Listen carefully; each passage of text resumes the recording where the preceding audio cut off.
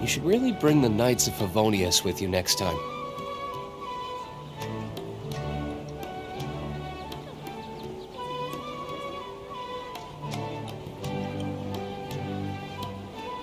It's called being a freelancer. Most folks just don't get it.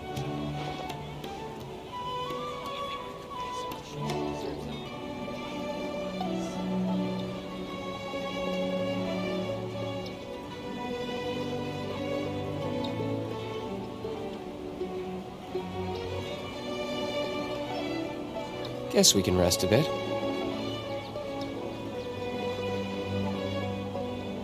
It's called being a freelancer. Most folks just don't get it.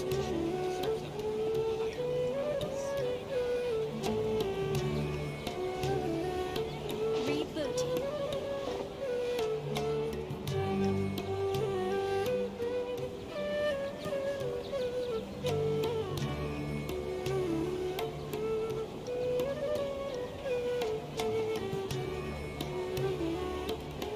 It's called being a freelancer. You should really bring the Knights of Favonius with you next time.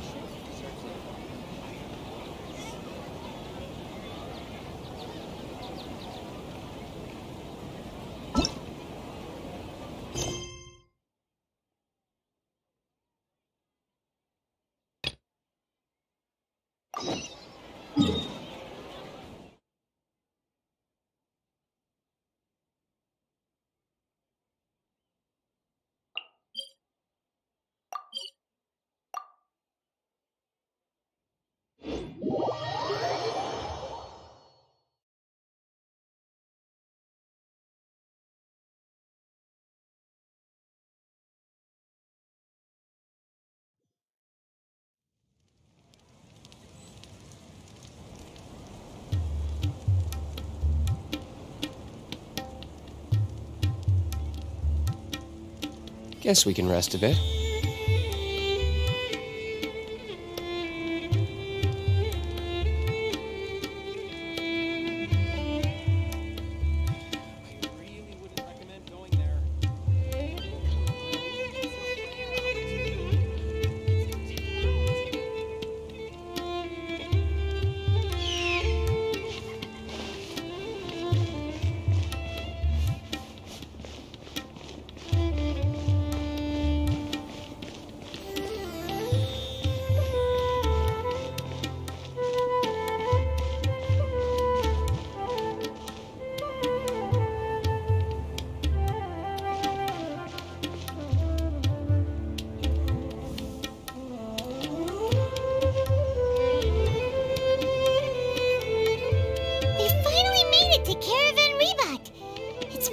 lovely here.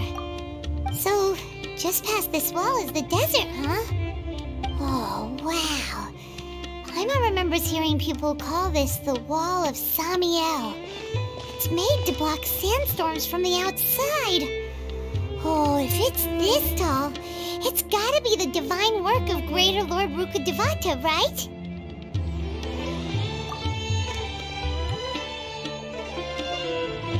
Enough gawking. Come on, follow me. Huh? Over here.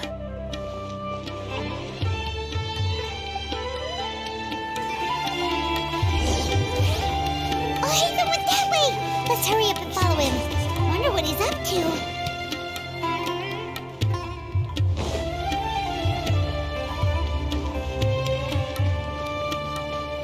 Travelers and visitors, don't miss out.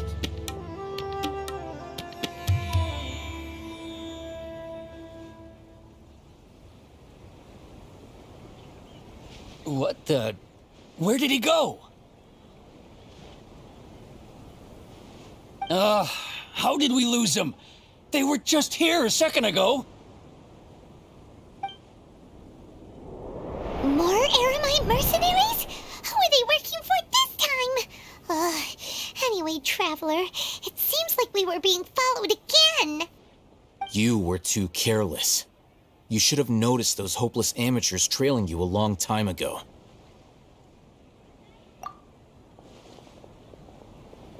There's no need to thank me. I've never cared to keep track of personal favors. All I did was correct a mistake I happened to come across. It's a habit I developed at the academia. You really gave Paimon a scare, Alhaitham. We never thought we'd run into you here. Last time we met at Port Ormos, didn't you say you were going back to the academia? Wait, don't tell Paimon that you're here to take us back on their orders. Oh, so you've already landed yourselves on the academia's hit list. I can't say that I didn't expect it. However, had I wished to turn you over to the academia, don't you think you'd already be the Eremite's honored guests by now? Oh, right. You do have a point. I have no interest in running errands for that project. As a scholar, I've always belonged to the camp that promotes researcher autonomy. And these days, you're more fascinating than anything the sages can offer. Not quite. To tell you the truth, I'm still investigating the Divine Knowledge Capsule. Unfortunately, I've run into some difficulties. Everyone says the capsule originated in the desert and was eventually moved to Port Ormos. If I am to get to the bottom of this, I must understand how the capsule first came to be. Which brings me back to you and why you're so interesting. The leader of Ain al-Ahmar used the Divine Knowledge Capsule right in front of you, and upon seeing him, your expression became perplexed, and you were lost in thought for quite some time. To have that kind of reaction, I think you must have realized something. Are you interested at all in sharing what you've been hiding from me?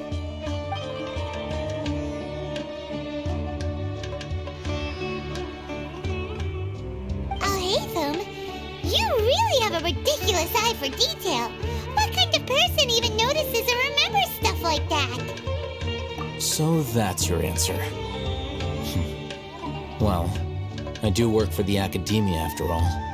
So considering that, it is indeed wise to keep your cards close to your chest. But that does prove you do have some undisclosed information about the Divine Knowledge Capsule. Am I right? No matter. Rather than simply learning the answers from you, I'd still prefer to investigate on my own. Speaking of, you two are also headed to the desert? That's right. We have the same plan as you. But we don't really have any concrete goals at the moment. Then I'd suggest starting with Aru Village. It's the largest settlement in the desert, so it'll probably have more resources and intel than anywhere else. Well, would you like to head there together? It's always better to travel with someone you know. Let's go!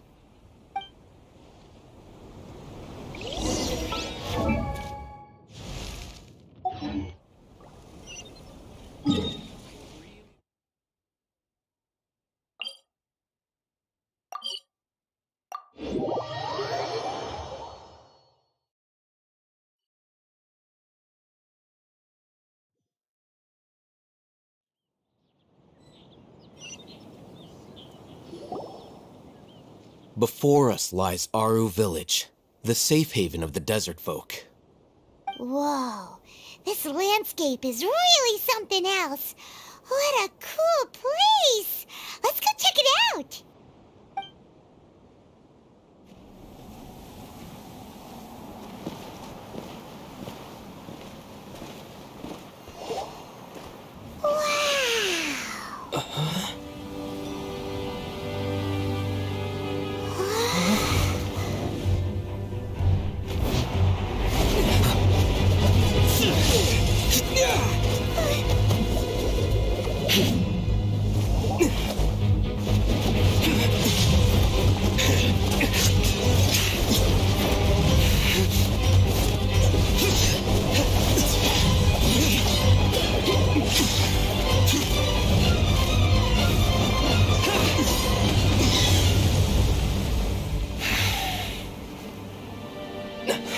Sino.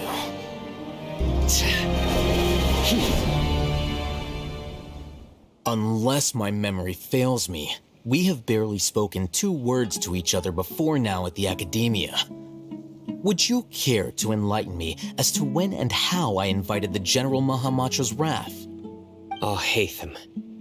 Do not think you can escape my judgment just because you managed to escape my attack. Judgment?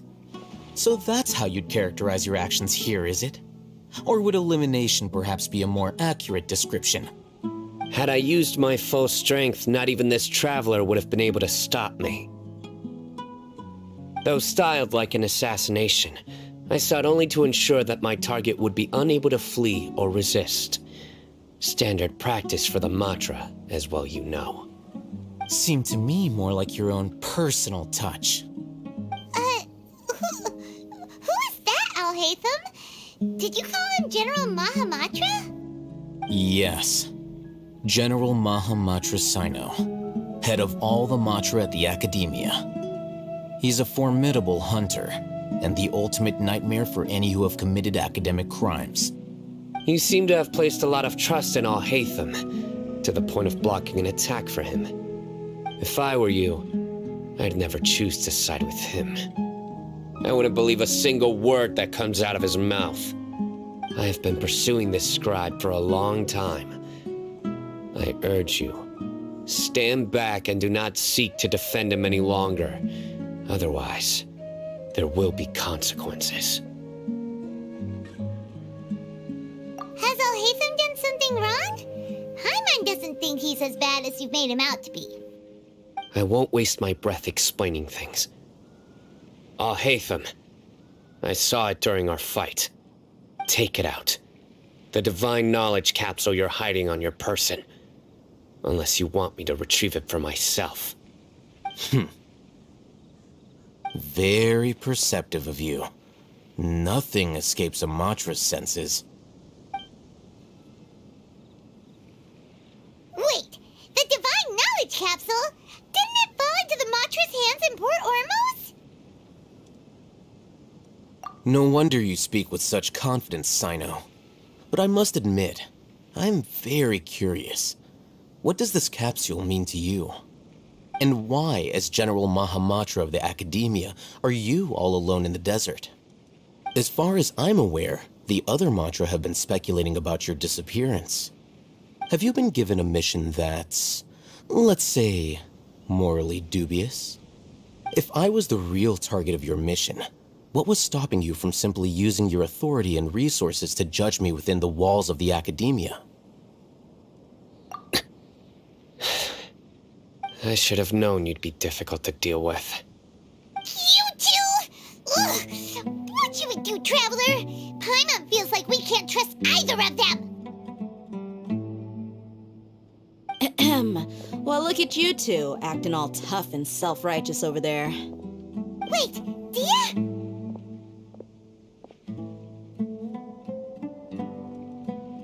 Great! Finally, someone that we can trust! You gotta help us out here. Otherwise, these two are gonna start fighting again! Yeah, sure looks that way. 2 giants from the Academia duking it out once and for all. Not something you get to see every day, that's for sure. Listen, I know you academic types love to fill up your big brains with self-righteous morality and lord your empty rules and virtues over each other. But how dare you bring your petty disputes into the safe haven of Aru Village? It seems like someone's gonna have to beat some sense into your thick skulls until you finally learn to respect these grounds.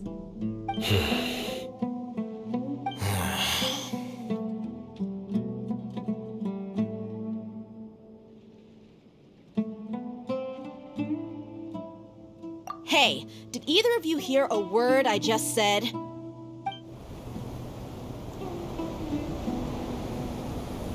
Whoa, what's going on? The wind's so strong. Is this a sandstorm? Paimon's gonna get blown away. Another sandstorm? What's up with these recently? Hey! All of you, over here, quickly! We have to take cover! Someone's calling for us! Oh, this wind is too strong! Let's get over there! That sounded like Candace. Come on, you two. Jeez, are all of you academia folks such hard work? Move it! All right, stop yelling.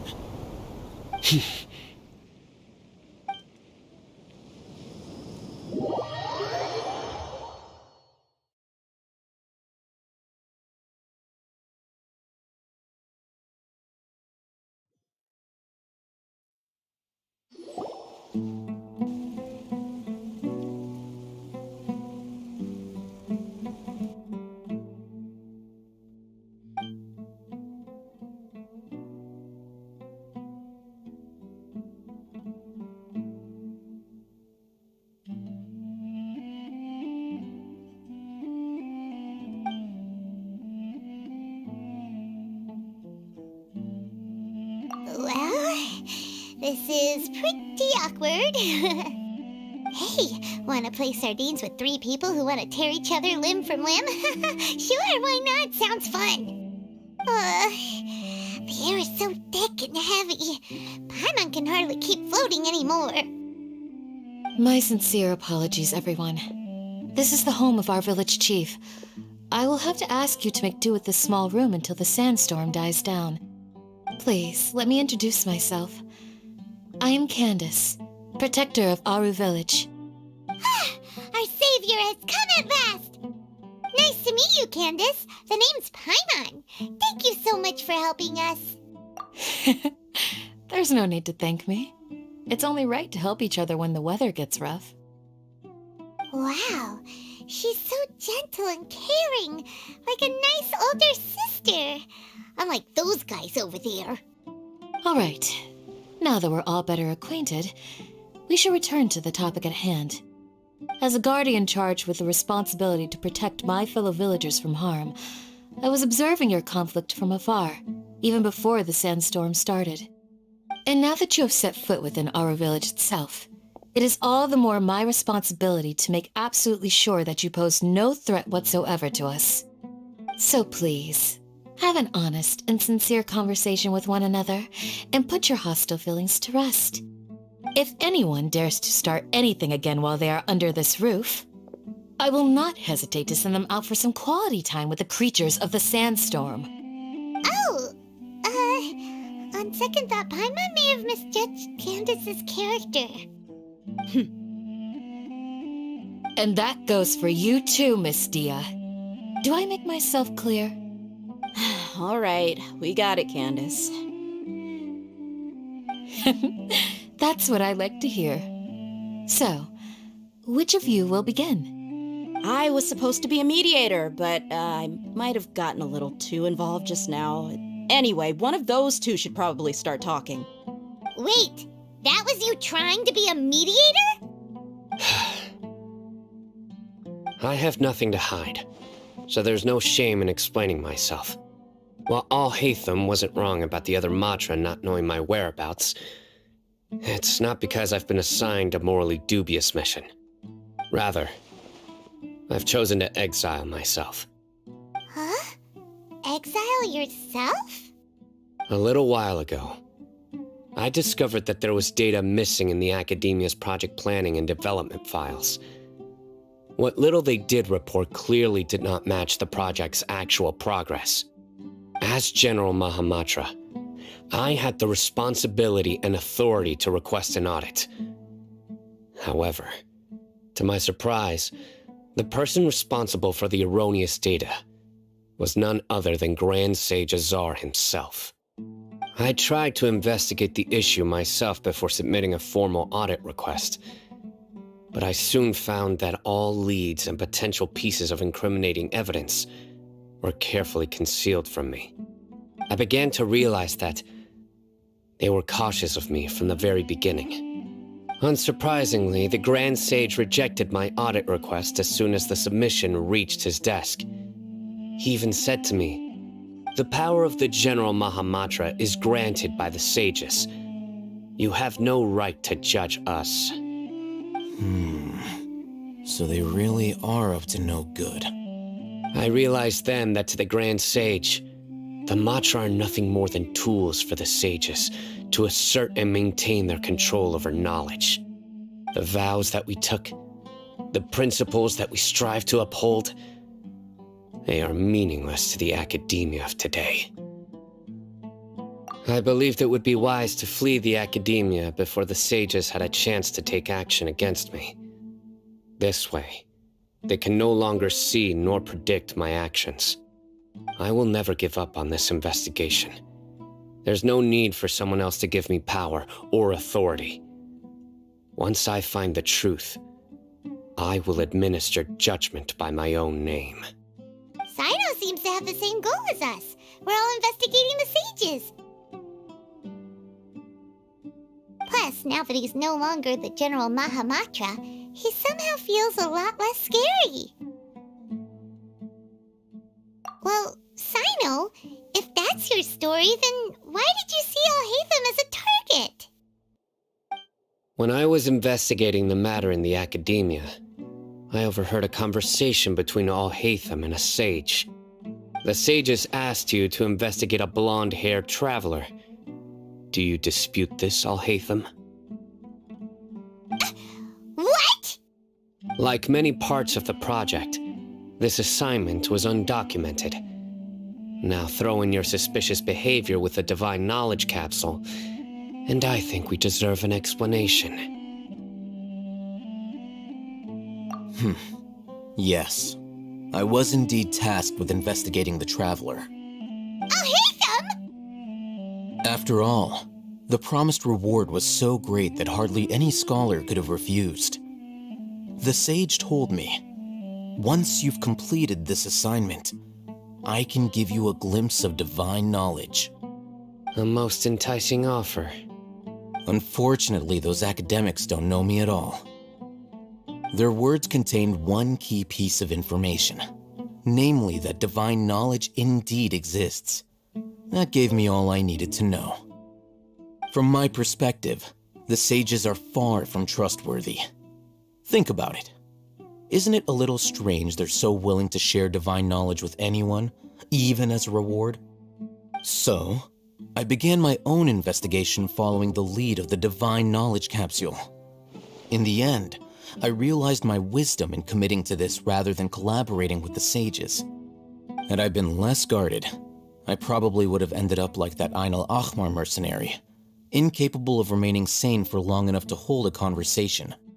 You mean that the sages originally planned to dispose of you, using one of those capsules that drive people insane?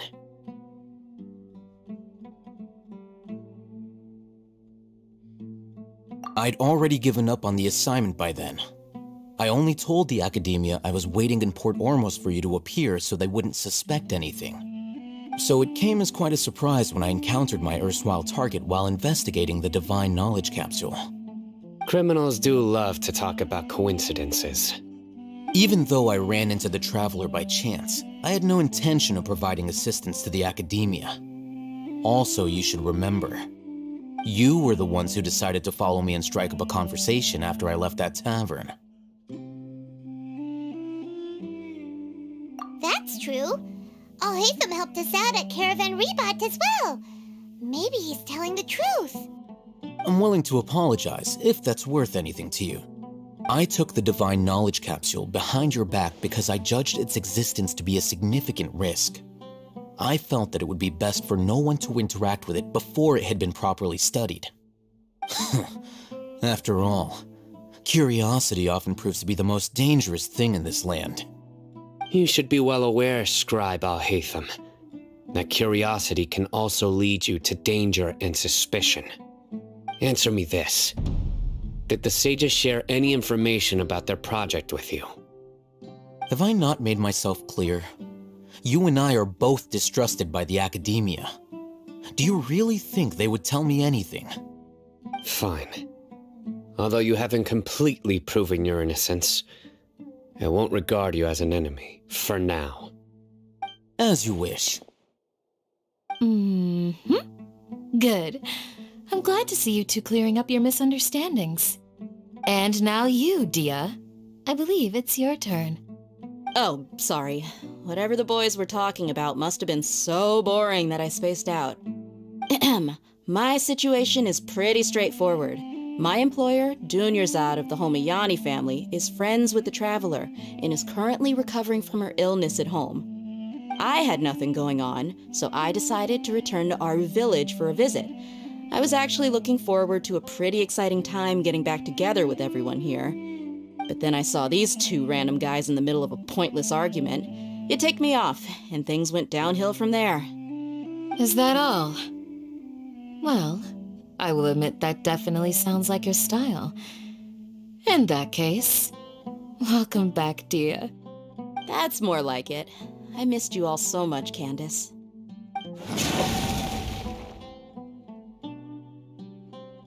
Whoa! What was that sound? No need to worry. Now that you're no longer at each other's throats, please make yourselves at home. I'll take a quick trip outside to clear out some of those creatures in the sandstorm. Creatures? In the sandstorm? Are you sure you don't want some backup? Fighting in a sandstorm is not for the faint-hearted. Anyone without extensive training in these conditions is at a disadvantage. You needn't worry. Yeah, just leave him to Candace. Don't worry, she's as tough as they come.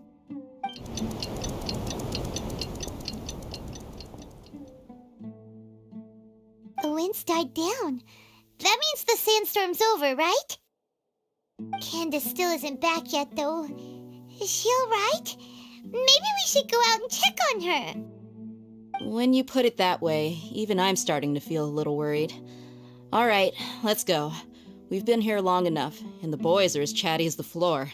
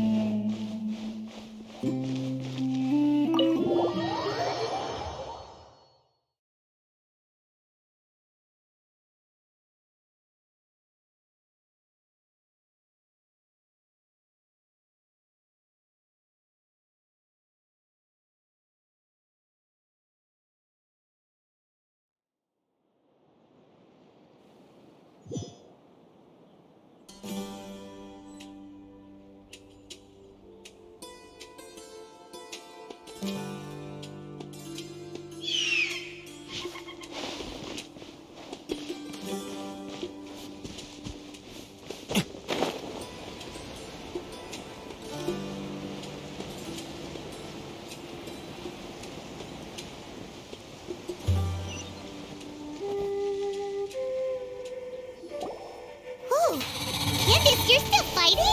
You've been out here dealing with these creatures the entire time? Yes. They just keep coming in waves. I've lost count of how many I've defeated. Before I realized it, even the sandstorm had stopped. Ah! Here comes another wave!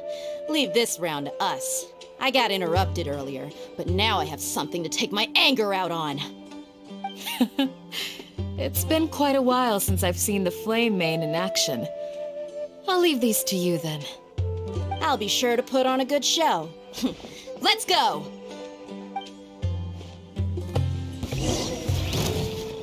Ha!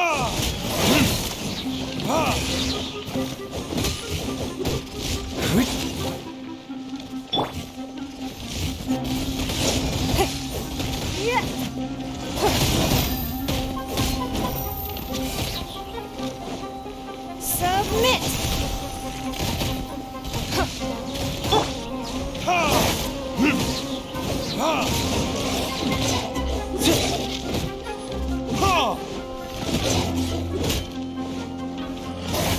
Verdict is... Ready, steady, go!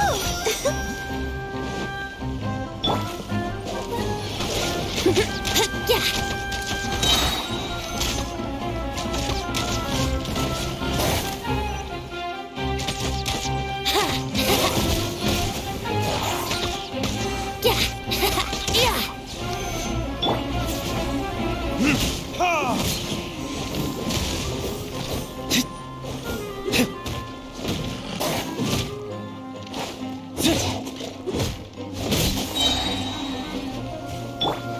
Protect us. Hi. Huh. Yeah. Huh. Hi. Huh. Huh. Huh.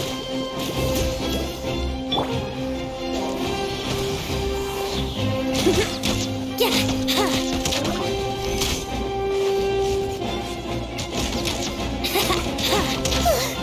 Here comes another wave. When are they ever gonna let up?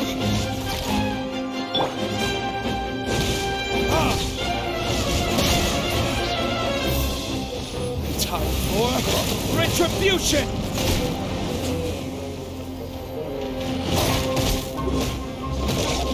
Yeah!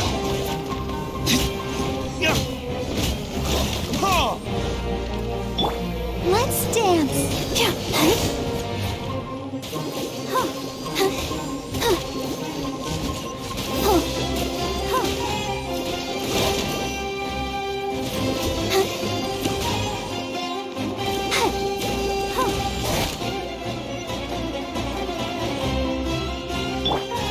Think you can get away?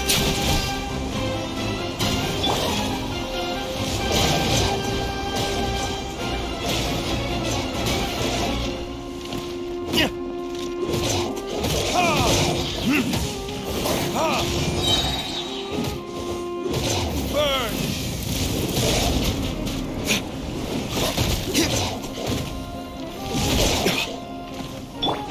Come on, we can do it.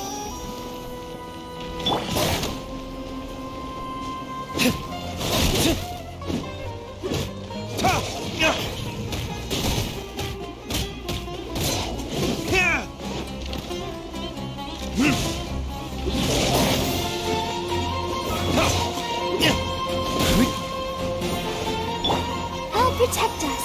Yeah. Hi. Huh. Huh. Hi. Huh. Huh.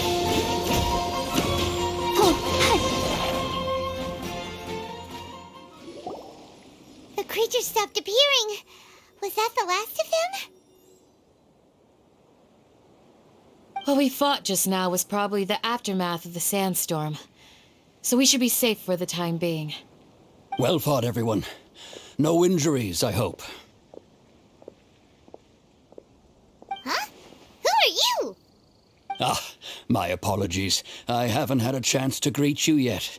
I had my hands full taking care of the village's elderly and children.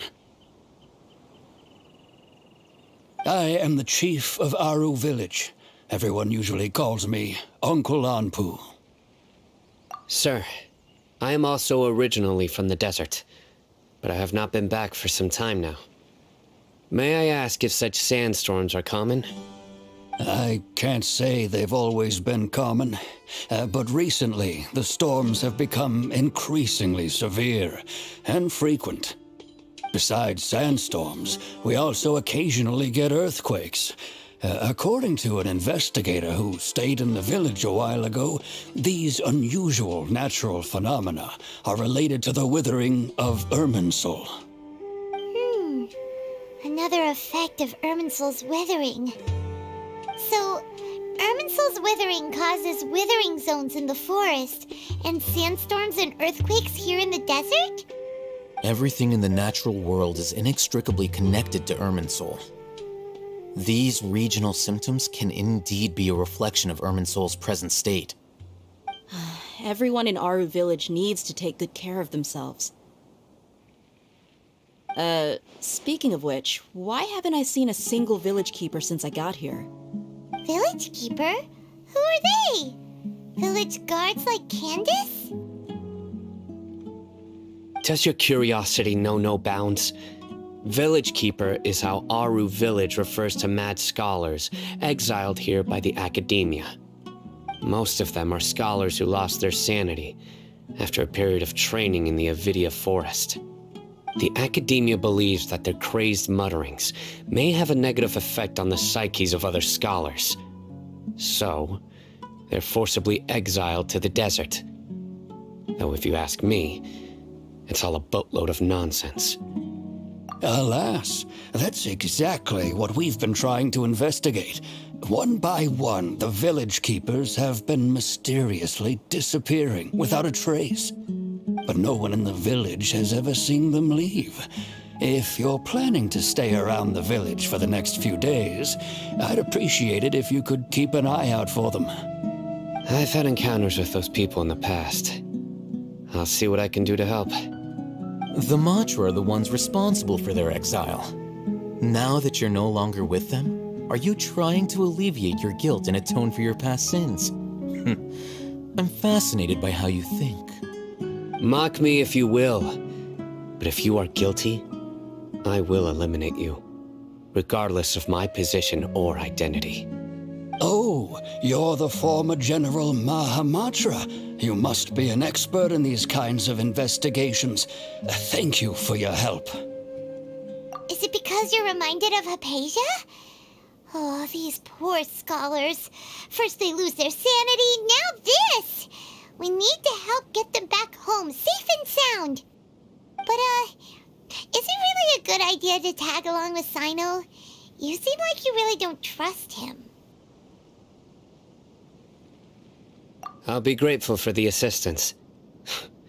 No doubt you will do a better job than some of my former subordinates. Let's start by finding a spot to share what we know so far.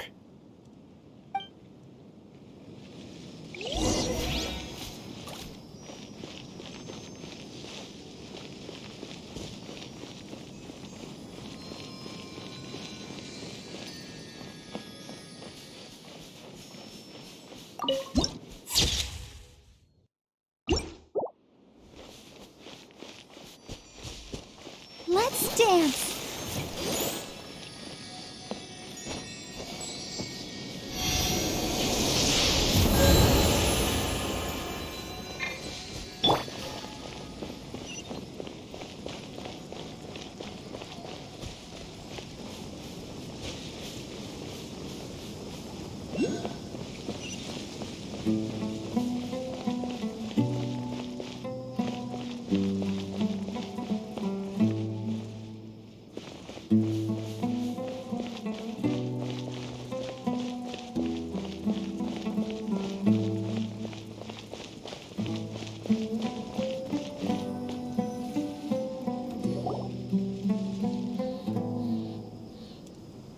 Although I've sent myself into exile, I'm still doing essentially the same things as before.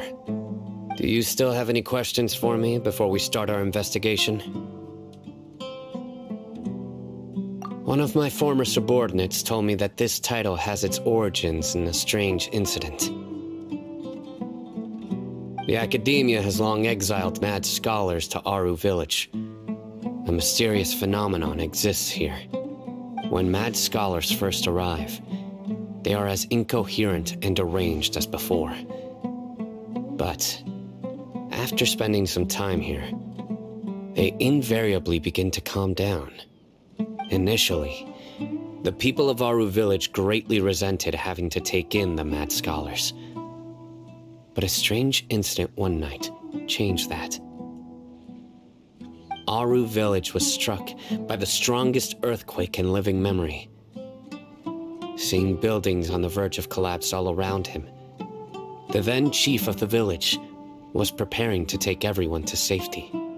Suddenly, he noticed a mad scholar crouching in a corner, caressing the ground with his hands. A soft, green light radiated from him, like a divine glow against the backdrop of night. Despite the powerful tremors that ripped through the ground that night, all the houses remained upright, almost as if they had grown roots reaching deep into the ground. In the end, not a single building collapsed, and no one was hurt. After that, the people of Aru village treated the mad scholars with greater kindness, and began to refer to them as the village keepers. The soft green light? A mad scholar protecting Aru village? What do you make of it, traveler? Paimon thinks so too. Actually, Sino, do you know if any of the mad scholars continued to wear their Akasha terminals at Aru village? In theory, they would continue wearing them so the academia could still monitor their activities. With that said, the main Akasha system would no longer have any interaction with them. Oh, no wonder! Everything makes sense then! Add in the fact that they calmed down, it was probably Nahida who calmed them. If you are able to draw a conclusion from this one story alone, then it appears you possess much more information than I do. So, what do you make of the story?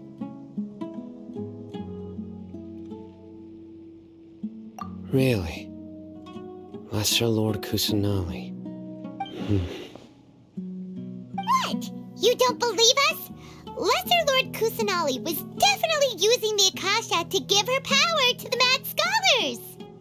No, it's not so much that I don't believe you. I'm just struck by your reasoning. Lesser Lord Kusanali, the current Dendro Archon, is she really active in Sumeru? The Academia has always placed far greater importance on the late Greater Lord Rukkhadevata. They've more or less ignored Lesser Lord Kusanali, and I've never had any reason to doubt their views. In addition, I've never heard any stories about Lesser Lord Kusanali and her deeds. To me, she might as well have been a god that never existed. No way! Nahida definitely exists! She's a... How should Paimon put it? She's a good Archon who's kind and wise, even if she says weird stuff sometimes. I've spent many years interrogating criminals, so I can easily tell when someone is lying. Good! Then you should know that we're telling the truth! That look in your eyes. I've never seen that from a liar. You two really must have met Lesser Lord Kusanali. How can this be? To think, our Archon has been amongst us this entire time. Alright, now it's our turn to put our skills to good use for this investigation. But easier said than done, especially since we don't have any leads. Maybe we can start by knocking on some doors. Excuse me, are you here to help me find my grandpa? Huh? Who are you? By the sounds of it, a resident of this village. My name is Isak. You'll help me find my grandpa, right? Is your grandpa a mad scholar? Hey, don't say that. Grandpa is just Grandpa. Why do you have to call him that? It's not like he's a bad person or anything. The person you're referring to is not a local, yet you are. Why do you call him Grandpa? Grandpa is just Grandpa. He's my family. I heard everything you said to the village chief. Please, you gotta take me with you. I want to find my grandpa. I swear I'll help. I won't be a nuisance. Ah, So you're the one who was eavesdropping on us around the village chief's house. I was planning to go out and take care of whoever it was, but I had a vague feeling that they didn't harbor any ill intent. Whoa. Hatham wasn't kidding about Matra having sharp senses. Sino, he's just a kid. All he wants is to find his grandpa. Let's find a way to help him. Sorry, I was only listening in because I wanted to know where Grandpa went. Honest. If you don't believe me, you can ask Miss Candace. All right. But first, let's confirm the facts with Candace.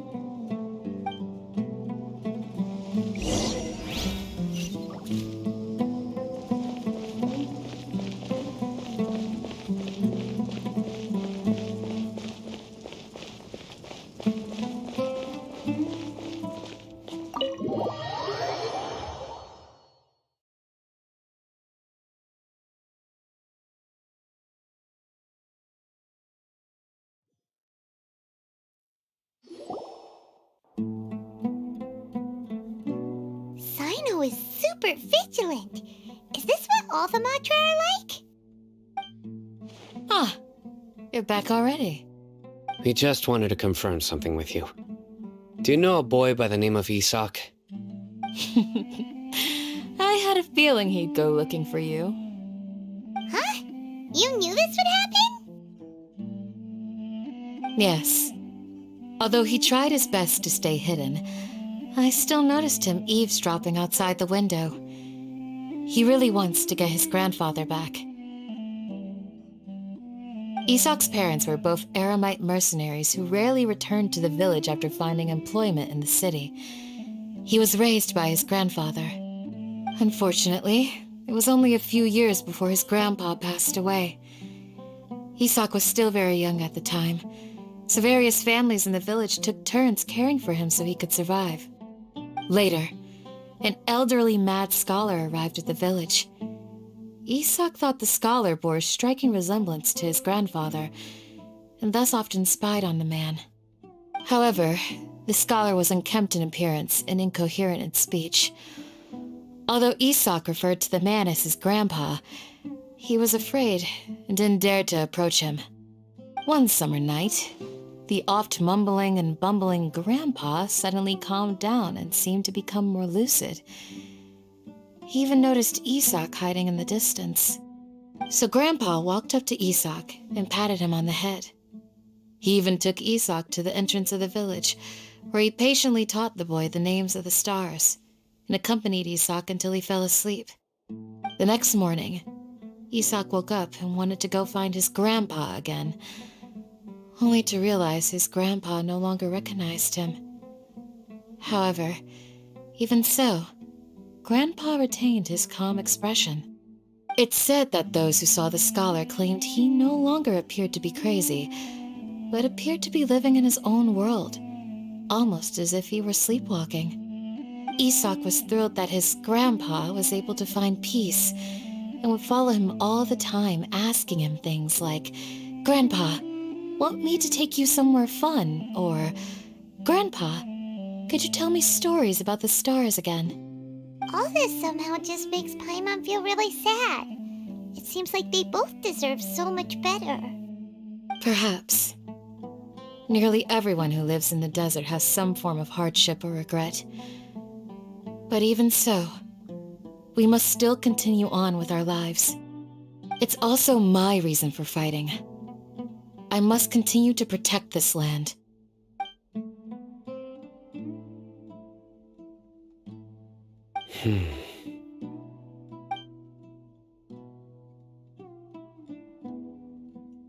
Maybe the people have always had a considerate god watching over them.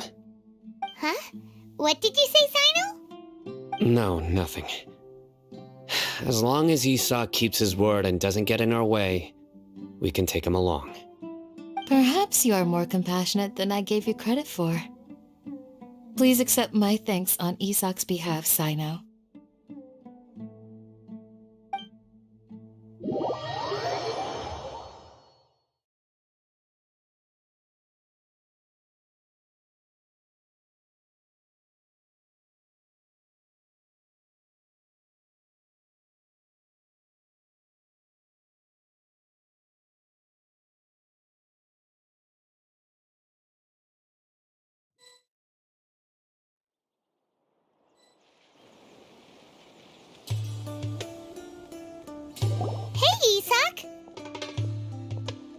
it's you guys. We've cleared everything up. Let's go find your grandpa. Really? Wow, thank you so much.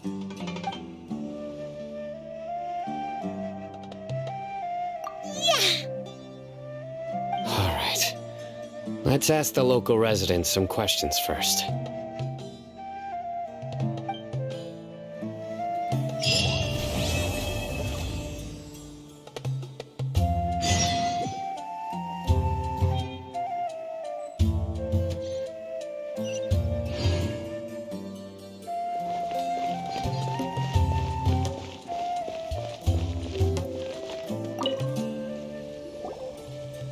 Excuse me, did you happen to see where the missing scholars went? You mean the village keepers? Oh, let me think. When I was eating dinner the other day, I saw one of them by the side of the road, muttering away and eating mushrooms and tree roots.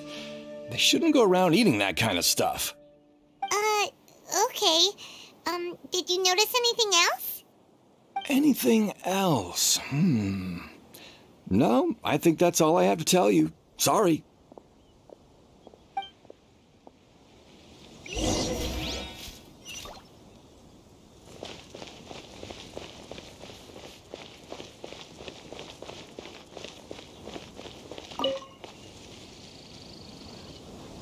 The scholars that have gone missing. Have you seen them? Those eyes. Those fierce eyes. You look like a real fighter. Don't change the subject. Right. You were asking about the mad scholars. I think it's been a few days since I last saw them. I usually go to bed pretty early, so I'm not too familiar with what goes on at night. But honestly, I feel quite sympathetic towards them. Even though they act a little strange, they've helped me in the past. If it weren't for them, my house would have collapsed long ago. Do you also think Grandpa and the others are good people? Grandpa? Oh, hello there. It's little Isak. You mean that nice man who looks like your grandpa's long-lost twin, right? He was actually the one who protected my house. I saw it with my own eyes. He happened to be staying near my house that day and was doing something with his hands on the ground. It still feels pretty surreal now that I think back on it. Did someone teach them how to do that? Well, whatever the case, I'll always be thankful to him and whoever taught him to look out for others. I'm pretty sure that if I ever went mad, I wouldn't be able to do anything like that. Gotcha. Thank you.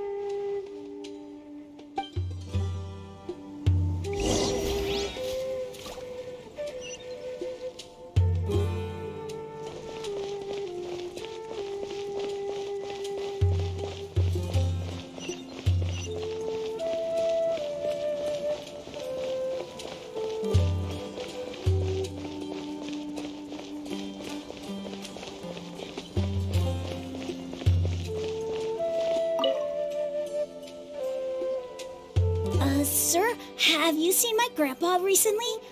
You know, the one who likes to sit and space out near the village entrance. Oh, well, if it isn't Isak. Oh, your grandpa, huh? It's been a while. The last time I saw him, he was spacing out by the road as usual. I went and asked him if he'd like any of the food I had prepared, despite my wife's protests. Like many people, she's really quite terrified of them. And speaking of my wife, she's still always complaining about how I don't make enough mora. That might explain why she's always mad at me. Oh, thank you. Thank you for taking care of him. It was nothing. You're looking for him, right? Did he go for a walk and get lost? Yeah. That's no good. Well, once you found him, come by my place again and I'll cook a little something for the both of you. I've known you since you were very young, so as far as I'm concerned, you're family. Please feel free to come by anytime. Wow, what a nice guy! Okay. Thank you, sir. Huh? Don't say anything for now. Isak, stay here. Let's head over there. Stay quiet as you move.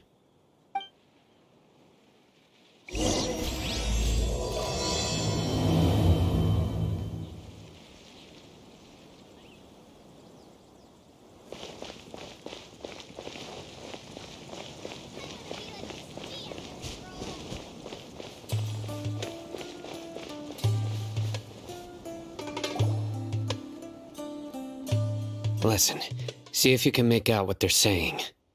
Have you heard? The mighty Scarlet King, the sovereign of our faith, will soon return to this world.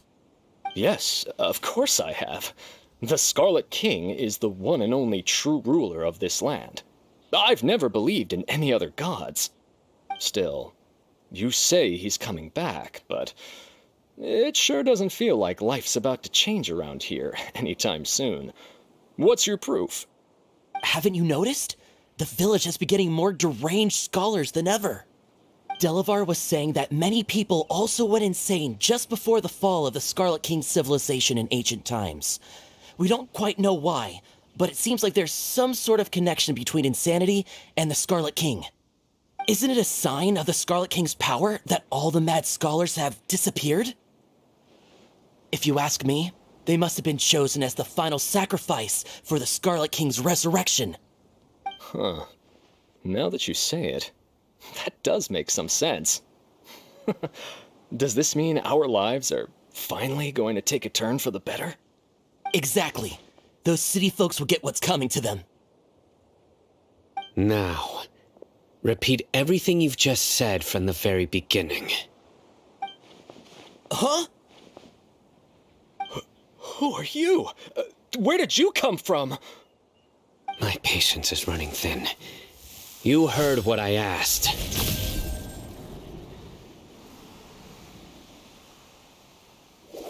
Yeah, bro, this guy's something else. Just look at his eyes. One wrong move, and he's gonna flay us alive. Let's not get on his bad side, okay? I am no match for this guy. Oh, okay, good sir. What is it you would like to know? Tell me about the Scarlet King's resurrection. Well, I only know a few things from hearsay. I went for a drink the other day and heard others talking about a rumor that the madmen will disappear, and that the Scarlet King will return to this land. I'm not making this up, I swear! Hey, go on, keep talking. It's true. It's all true, sir. We desert folk have had more than enough of those people at the academia. They keep sending us all their mad scholars and won't let us have a good life. Would you want to live like this if you were in our place? The radicals were even more thrilled than me when they heard the news. We're all praying for the Scarlet King's speedy return. Delavar also said that once the Scarlet King returns to our side, it's only a matter of time before we conquer the land on the other side of the wall. They're all willing to serve under the Scarlet King and fight for a share of the glory. Is that so? Seems like he still wants to know more. Keep talking. Got it. At first, I told myself it was just the drink talking, but then all the mad scholars vanished without a trace, just as the rumors said. Please don't beat me up just for mentioning these rumors. If I'm guilty, then everyone else around here is also guilty. I'm just saying what the others said. The people here really like the Scarlet King, but dislike the Dendro Archon. Where is this radical person you talked about? I haven't run into him over the past few days, so he probably hasn't been around the village. What about you, man? Have you seen him at all? No, not at all. We wouldn't dare lie to you. He's really not here right now. Sounds like you're not too close with the radicals. No, of course not. All we know are their names.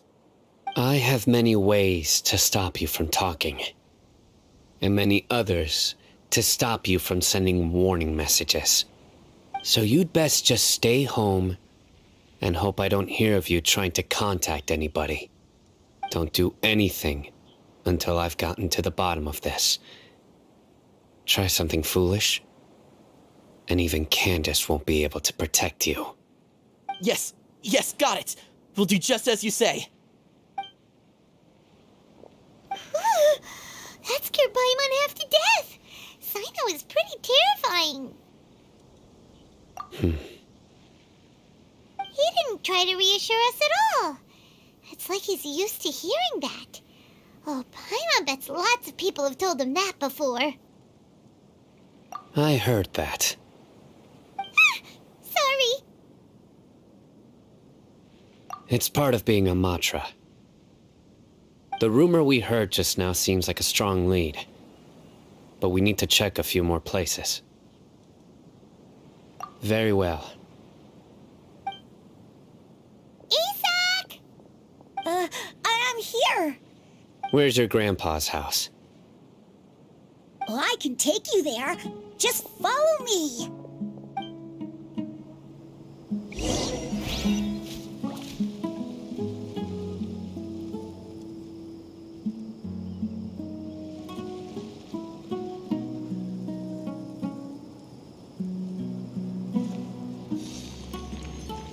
I want to be like this Dia when I grow up. Join the Eremites and embrace a I hope wonderful I can new be life. as cool as Candace one day.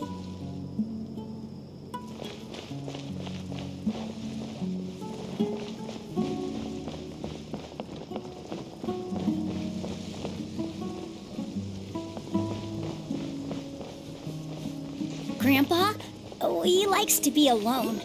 Sometimes he stares at the sky in a daze, and other times he just pokes at the ground with his fingers.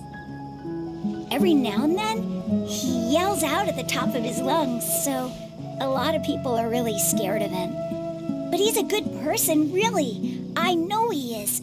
I swear, he's just like my real grandpa.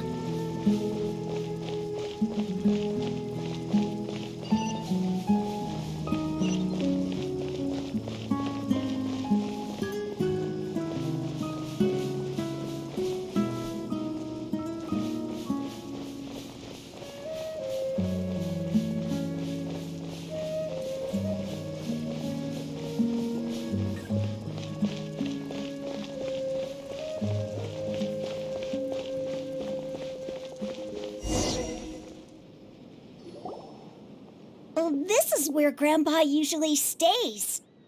There sure isn't much here.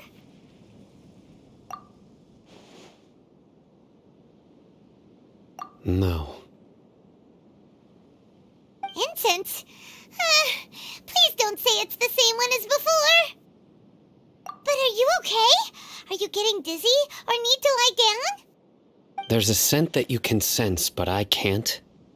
A certain traveler here once passed out from that smell. Thankfully, Tainari saved the day. And then he gave us a long lecture to explain all about how it worked. So, you know Tainari? Huh? You know him too? Are you two friends? Yes. Now that I concentrate, I can also make out the scent of incense. Wait, surely Tainari didn't lecture you too. No, no need. Did you first encounter this scent at Tainari's house? In the forest. From a scholar.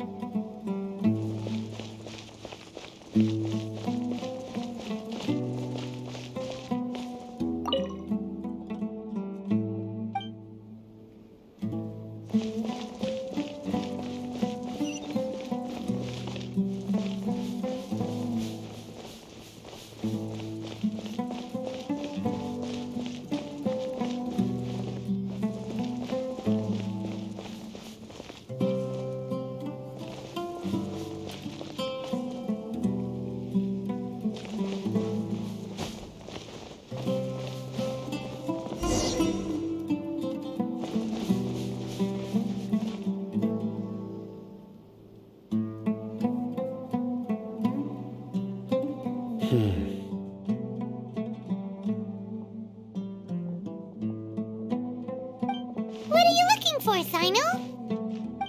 Here it is. Take a look right here. Paimon doesn't see anything. Although the traces have been completely buried in the sand, there are footprints here. From the size and shape, they belong to an adult male. This pattern is a common one from this area. Local shoes. This was probably someone from the village. The scent is quite faint, but still extant. The footprints head in the direction of the door. But who would come looking for Grandpa? He doesn't have any friends. We'd have to ask whoever lured him away with the incense. Huh? So you can lure someone away with just a scent? Hey! What's wrong with liking good food? Everyone's got something they love in life. Exactly. Most scholars are fond of incense, since the smell supposedly helps them clear their minds and discover new knowledge. Even deep within the clutches of madness, they still yearn for their knowledge-seeking days, and will follow the scent whenever it presents itself. No, Grandpa. So someone's taking advantage of their weakness? Huh. Still, why would anyone want to abduct all the scholars? Are the rumors really true? Could the disappearance of all the mad scholars have something to do with the radicals? It's highly likely. Please, you have to save my Grandpa. Grandpa's never done anything wrong. Please help him. Sounds like we'd better help get him back. Don't you worry, Isak. We won't let whoever took him get away with it. Let's head to Aru Village and inform Candace and the others about what we learned here. After that, we'll set off to find the scholars.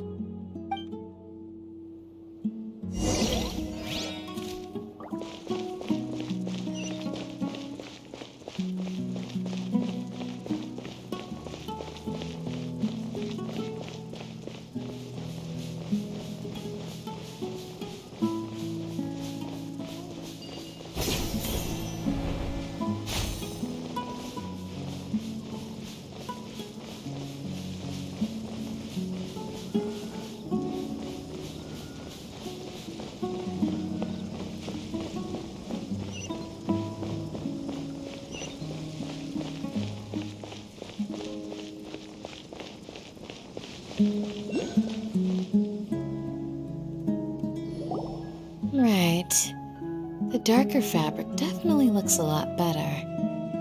That'd be my choice, too. We're back, Candace! We've got a lot to tell you. Ah, welcome back. Sounds like everyone's friends already. Oh, Dia's here too! You bet. So, everything goes smoothly? Reasonably. Alhaitham didn't go with you? We haven't seen him at all. Huh. I saw him around the village entrance earlier and figured he was investigating with you. I guess he must have gone off on his own. Did you find out anything useful?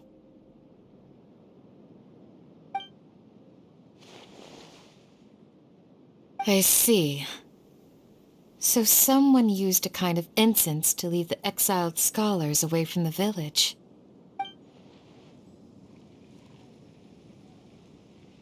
The resurrection of the Scarlet King? First I've heard of it. Far as I know, the kind of incense you just mentioned is only popular beyond the wall. Scholars are fond of it, but as you can see, there aren't many scholars still studying around these parts. No seller would be able to make a profit here. Not to mention making incense is a labor-intensive process. You won't see anybody in the desert with the patience to make or sell something that requires that kind of effort. It seems someone from beyond the wall must have been supporting this. Makes sense.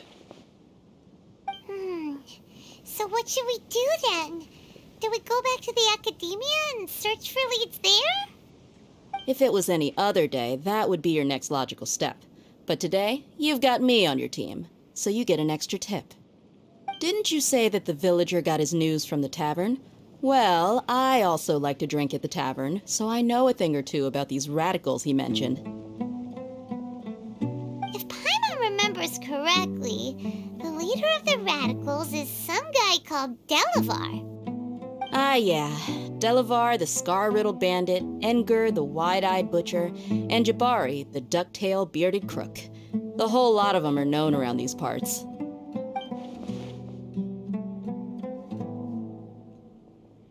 These guys have one thing in common, and that's being broke. The rougher life gets, the more they want to believe in the Scarlet King. Way they see it, the Scarlet King's resurrection is their only chance at overthrowing the Academia. Throwing all of Sumeru into chaos is the only way to change the way of life here in the desert. Anyway, that's my guess why they've chosen to become radicals. Tia, you're amazing! You really know this place inside and out!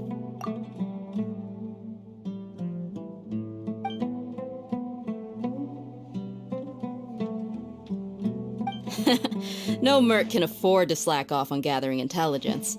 Every mora I've spent in the tavern has been a valuable investment. Let's head out. Now hold on, you're staying right here, Sino. Why? Aru Village is not a big place. Outsiders stand out here like a sore thumb. I'd bet word about you has already gotten out. The desert is unforgiving, so the way of life here is also a lot tougher than on the outside of the wall. You survive on making connections out here. Compared to you, mercs like me are just third-rate amateurs. I've got no actual fighting skills to speak of, but that also makes it a whole lot easier for me to gain the locals' trust.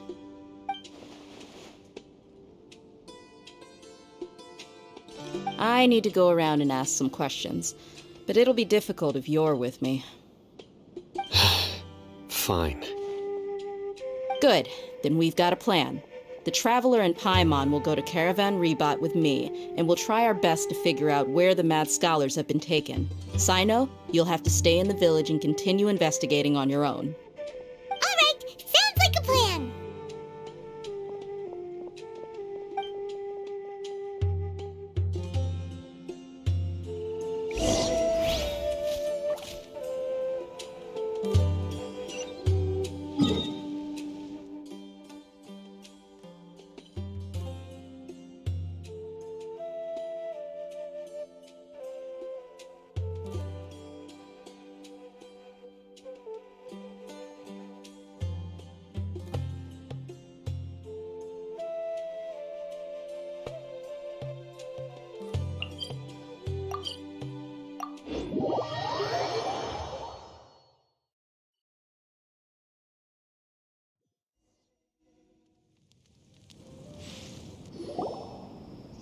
Well, here we are again!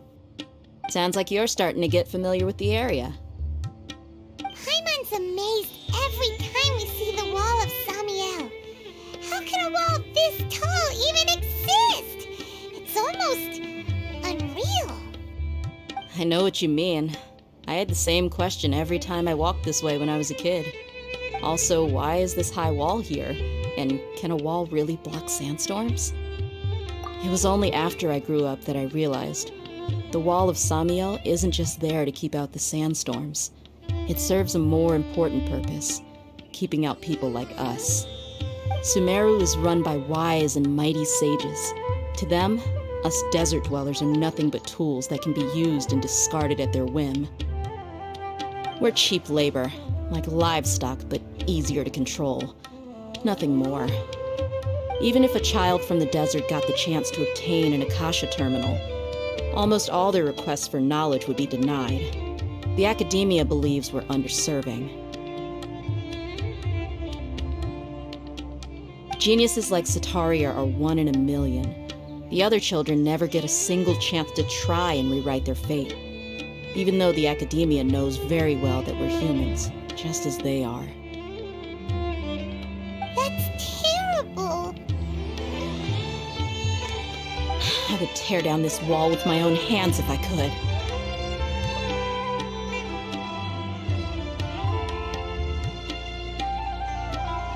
Hey,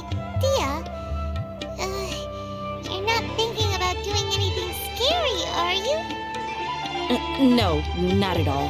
This place just gets me thinking, that's all. Besides, we're here to procure information, aren't we? Yep, we gotta catch those. Shh.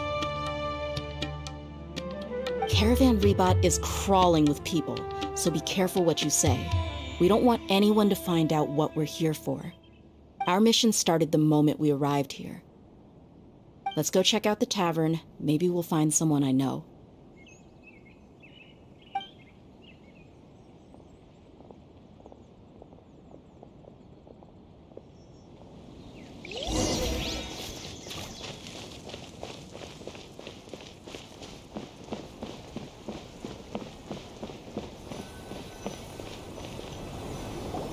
Just our luck. None of them are here today. You mean, you don't see anyone you know? Dia, is that you? What a coincidence. You here for a drink too? Zaki. Finally, a friendly face. Oh, and who do you have with you here? Guests from another land?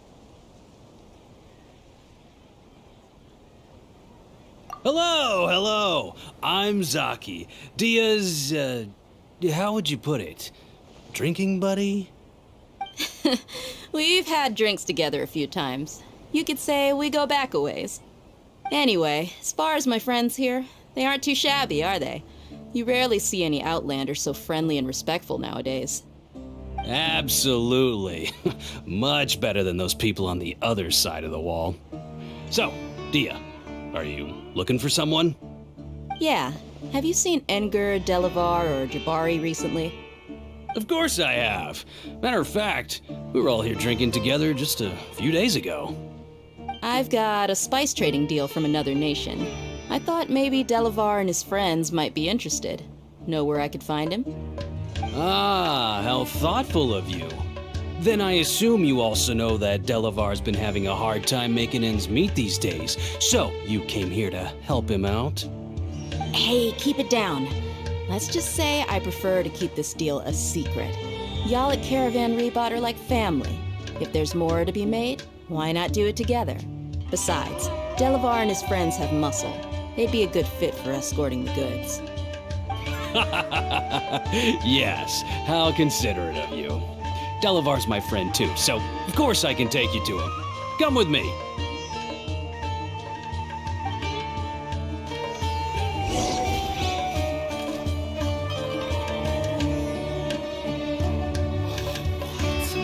So he's not at the hotel today?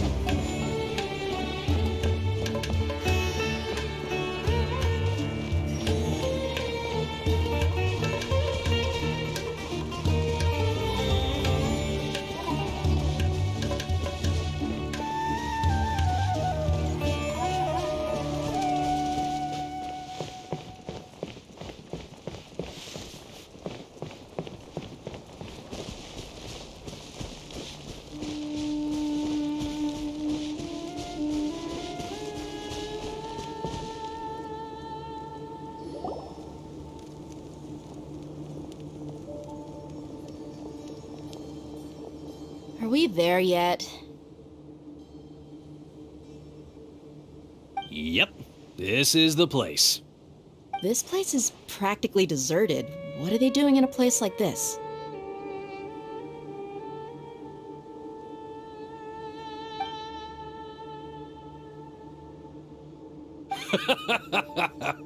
Why don't you take a guess? Go on, a wild stab in the dark. You're like lambs to the slaughter. Oh no! It's an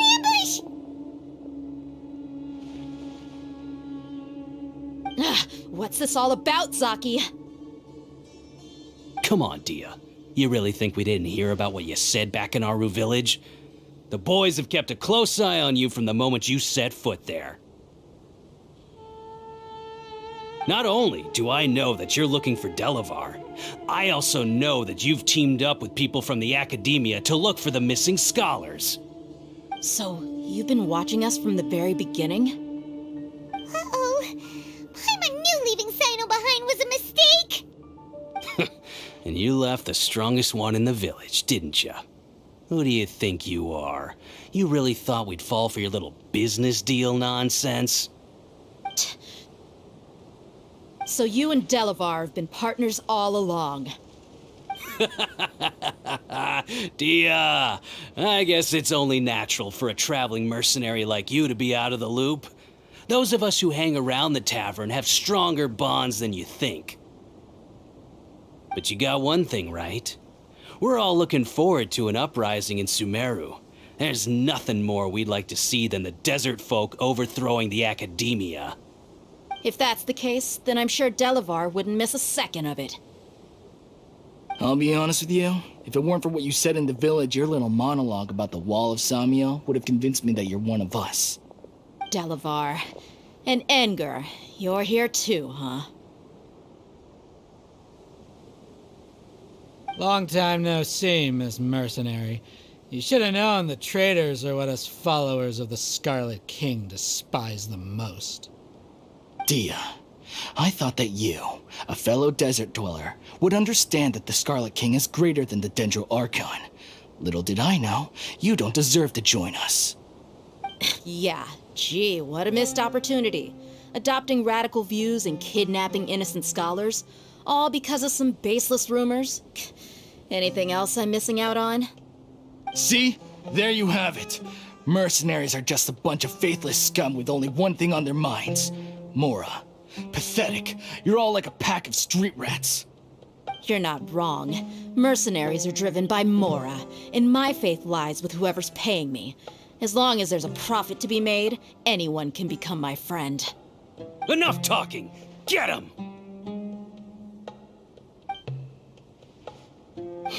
Just as I expected. Let's teach him a lesson, traveler.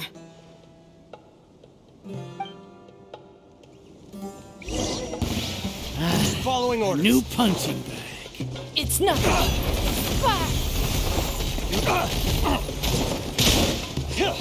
You're open.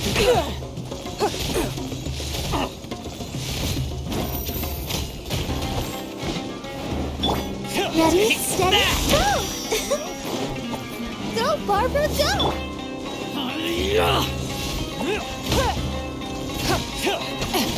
Rude.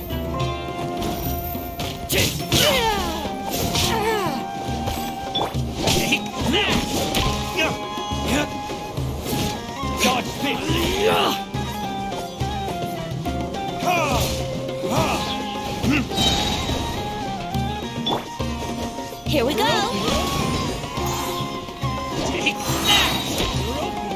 Time for takeoff.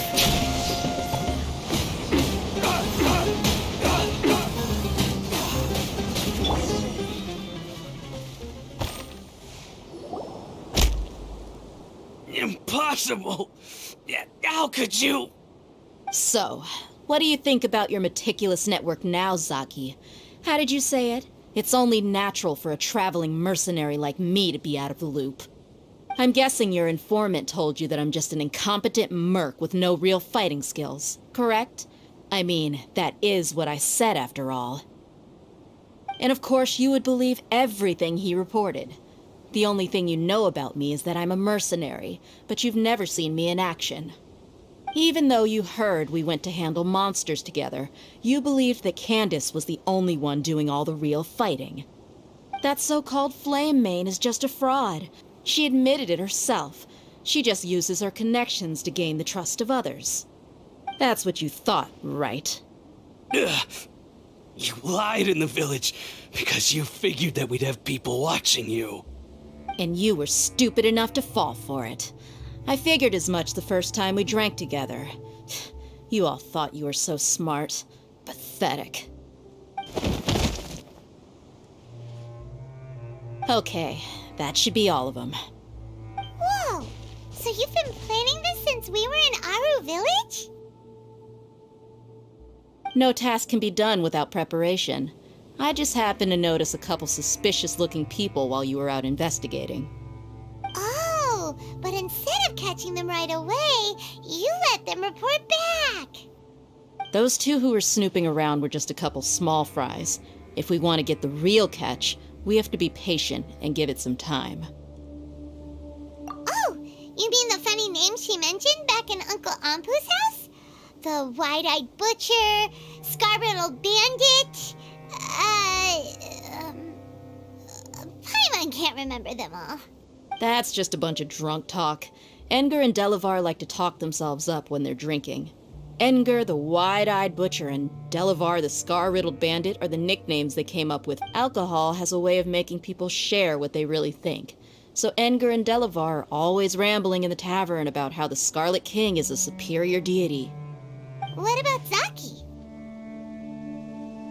He's just a numbskull who fell right into our trap. Zaki was probably the best hidden of them all. My initial plan was to find Delavar first, and then try to track him down. That's what you wanted to ask when we were at Uncle Anpu's house, right? Jabari is one of the villagers you talked to.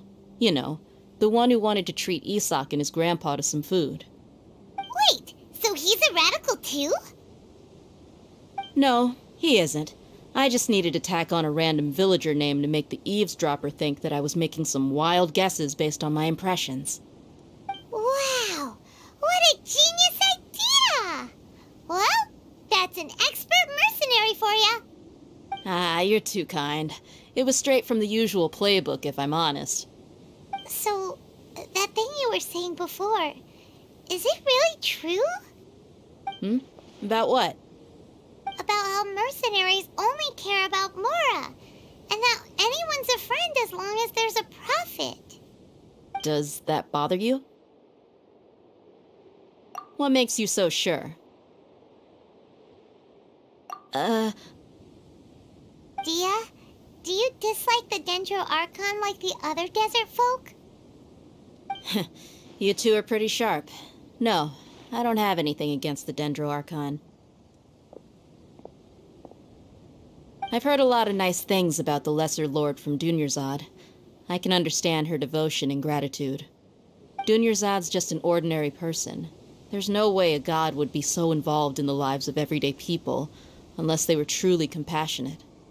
I've begun to realize that the sages are behind everything that's happened recently. The radicals' blind belief in the Scarlet King, making the Dendro Archon out to be an enemy. It's all the Academia's trickery.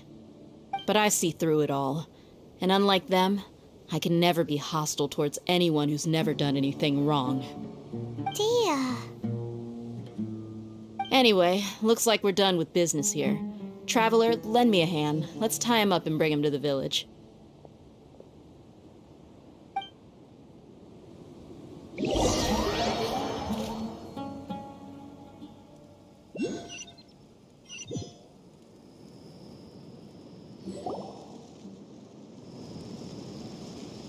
This should be all of them. I'll let you take it from here. All right. I'll be in touch. Until then, please stand by. Candace, do you need any help? Candace will be okay on her own. I trust her, so you can too. She's been guarding Aru village for quite some time now. If anyone is qualified to question the offenders, it's her. While I'm questioning them, why don't you pass some time by exploring the area? I'll meet you back here tomorrow morning, Traveler.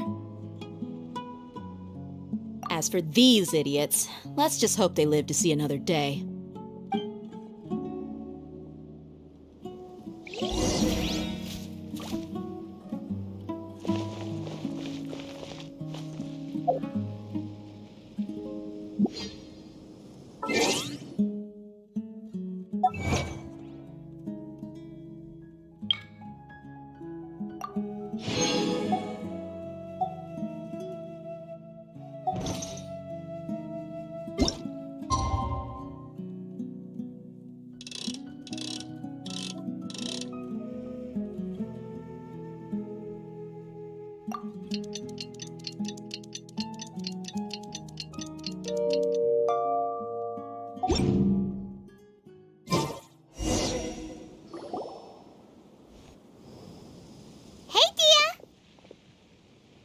Right on time.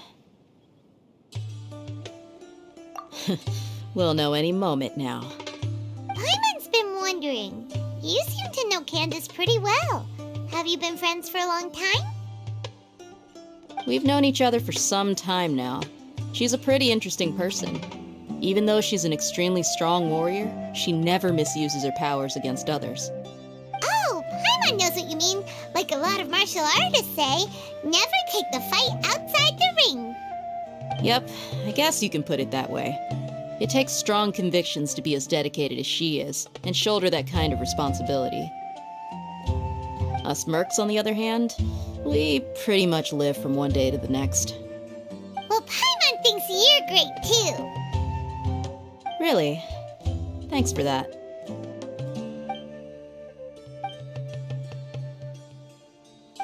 Oh, Zino's here, and he's pretty early too. Yes, I was here yesterday to help out a little. To help out? By doing what? Sharing some interrogation techniques. Oh, you mean you taught Candace some more persuasive methods? Right. Come on in, everyone. Come on, let's go inside.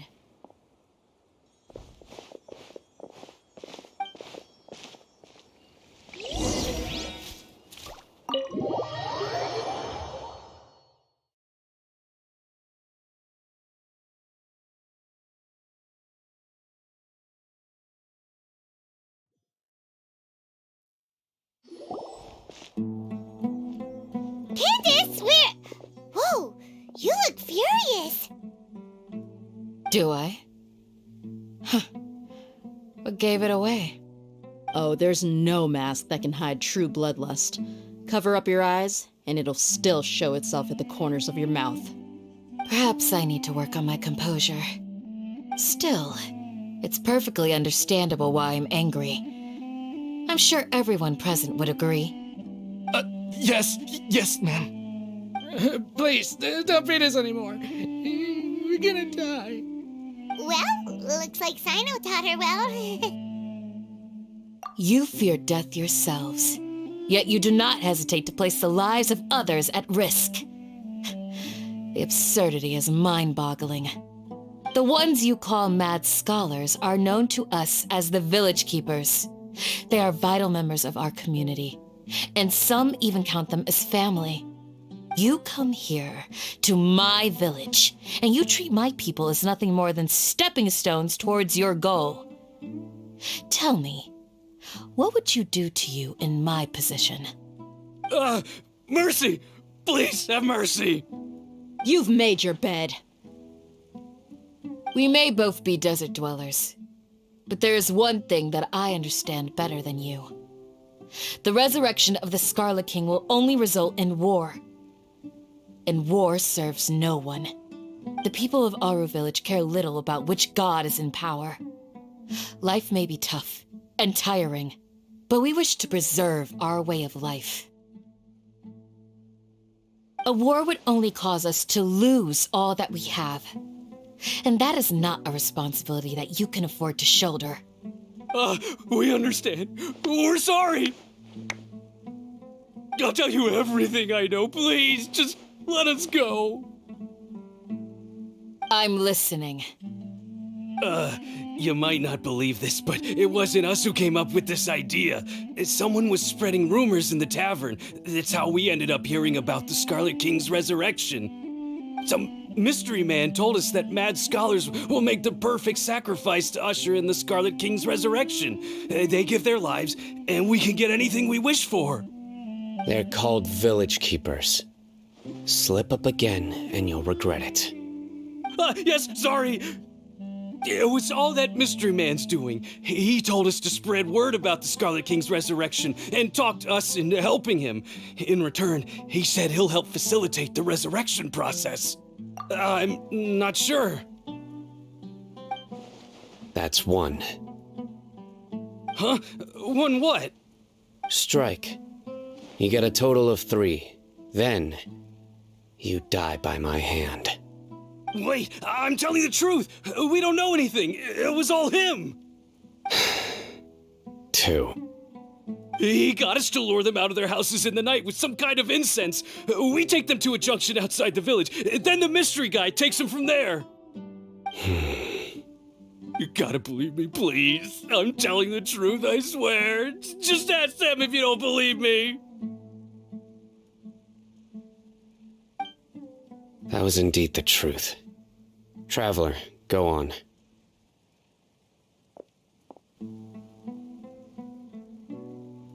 You have to believe me. If I knew that, I would have told you his name right away. I'm not risking another beating to keep his secrets. No way. That guy, he wears a cloak, and he's always careful to cover his face. He calls himself the Scarlet King's envoy. I believe I may know what's going on. Uncle Anpu? What do you mean?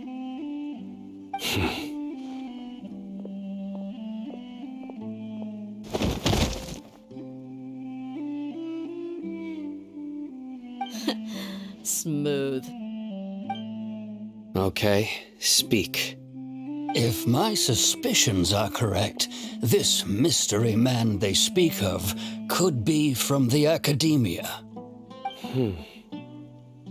Some time ago, people from the Academia attempted to take the village keepers away.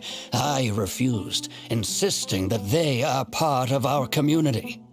It strikes me now that this secretive character shares the same goal they had. Which means it's highly likely that the Academia was purposely spreading a false rumor to trick the radicals into delivering the village keepers right into their hands. They were the ones who brought them here to begin with. Now they're trying to take them back? We aren't gonna let that happen. Not the Academia again. Just as I thought. But what could they want with the village keepers? People are nothing but tools in the eyes of the Academia. A change in their plans likely means they found another way to exploit the scholars. Regardless, our top priority now is locating the village keepers. You're right. Isak is still waiting for news on his grandpa. Time to go. Let's leave the village and try to track them down. Yes. Pack up and get ready to leave. You got it. Candace, I'll let you deal with the radicals. Leave everything outside the village to us. All right. Let's meet back here once everyone's ready.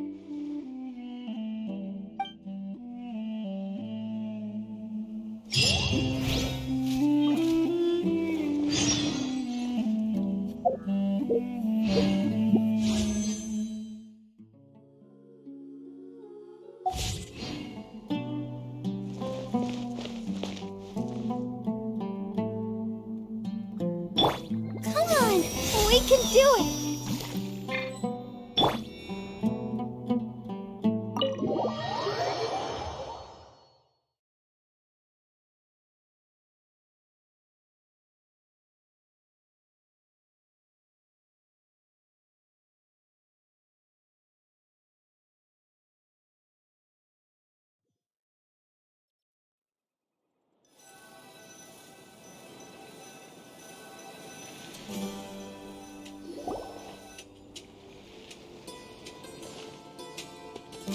Let's get some food in us and then we'll...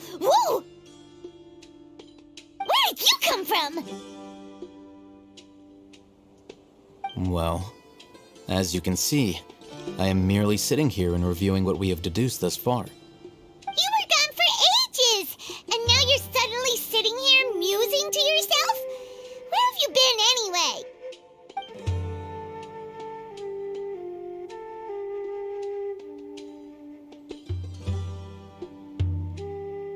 Hey, what's with the silence?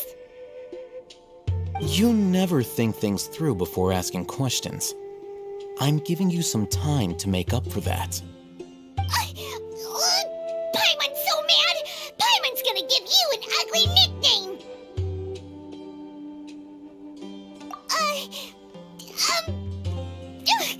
Never mind.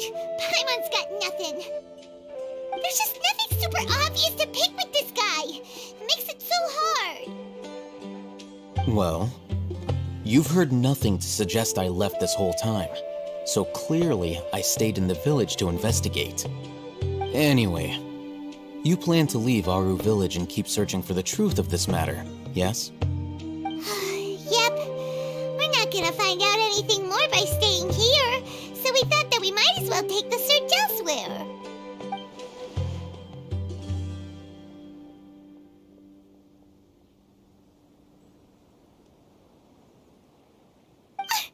Enough with the silent treatment! No. I'm just surprised that you decided to team up with him. All Hatham. You haven't helped us out at all ever since we arrived at Aru Village. Bold of you to question our choices. Yeah, you're all talk! While you were investigating, I had my own work to do, which I've now finished. Really? Paimon doesn't believe you. To be honest, we aren't really a team, so I have no obligation to inform you of my whereabouts. Not to mention that going separate ways allowed me to find some important information that you all had missed. Huh? Right here in the village? Correct. What did you learn? I'm going to take you to someone. But before that, you need to understand where she's coming from. What does that mean? How do you think the residents of Aru Village feel about what we're doing? In other words, do you truly believe every single word the villagers tell us? You mean some of them lied to us? Hiding the truth does not necessarily equate to lying. Again, these people have their reasons. Remember what Gandis said? Most people in Aru Village don't necessarily care which deity is in charge of Sumeru. That's because whether the Scarlet King or the Dendro Archon has power is of little significance to them. By contrast, the perils of their daily lives are ever-present concerns. They won't simply share everything they know with you without good reason. That's why you believed there was no further information to be found in this village. Glad you're following along. Among those you have talked to, there's someone who was consciously keeping you out of the loop. In fact, she's been observing your every move since you arrived. The reason being, to someone who only wants to live their life in peace, any external factors introduce unpredictability into the equation. Those eyes. Those fierce eyes. You look like a real fighter. Don't change the subject. It's quite obvious that she's intimidated by Sino's authority and strength. Right. You were asking about the mad scholars. She corrected herself mid-sentence because she's aware that there are Scarlet King fanatics in the village. If she sounds too friendly towards the village keepers, she could easily make herself the radicals' next target. I think it's been a few days since I last saw them. I usually go to bed pretty early, so I'm not too familiar with what goes on at night. Remember? She made a point of denying her involvement in anything that occurs at night. But honestly, I feel quite sympathetic towards them. Even though they act a little strange, they've helped me in the past. If it weren't for them, my house would have collapsed long ago. After speaking to the village chief, it became clear that the village keepers had protected Aru Village at night. In other words, the young miss was very much awake during that time. Then why would she lie? By getting involved with an outsider, she risks drawing unwanted attention to herself. As for why she might be so wary about all this, maybe you should ask her. I'll pass on this one. You said that she is afraid of me. If so, it's best if I stay out of this. We're on it!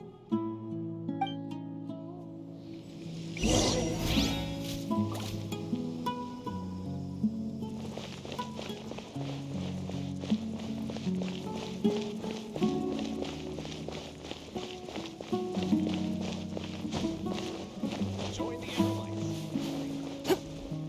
Hey. Miss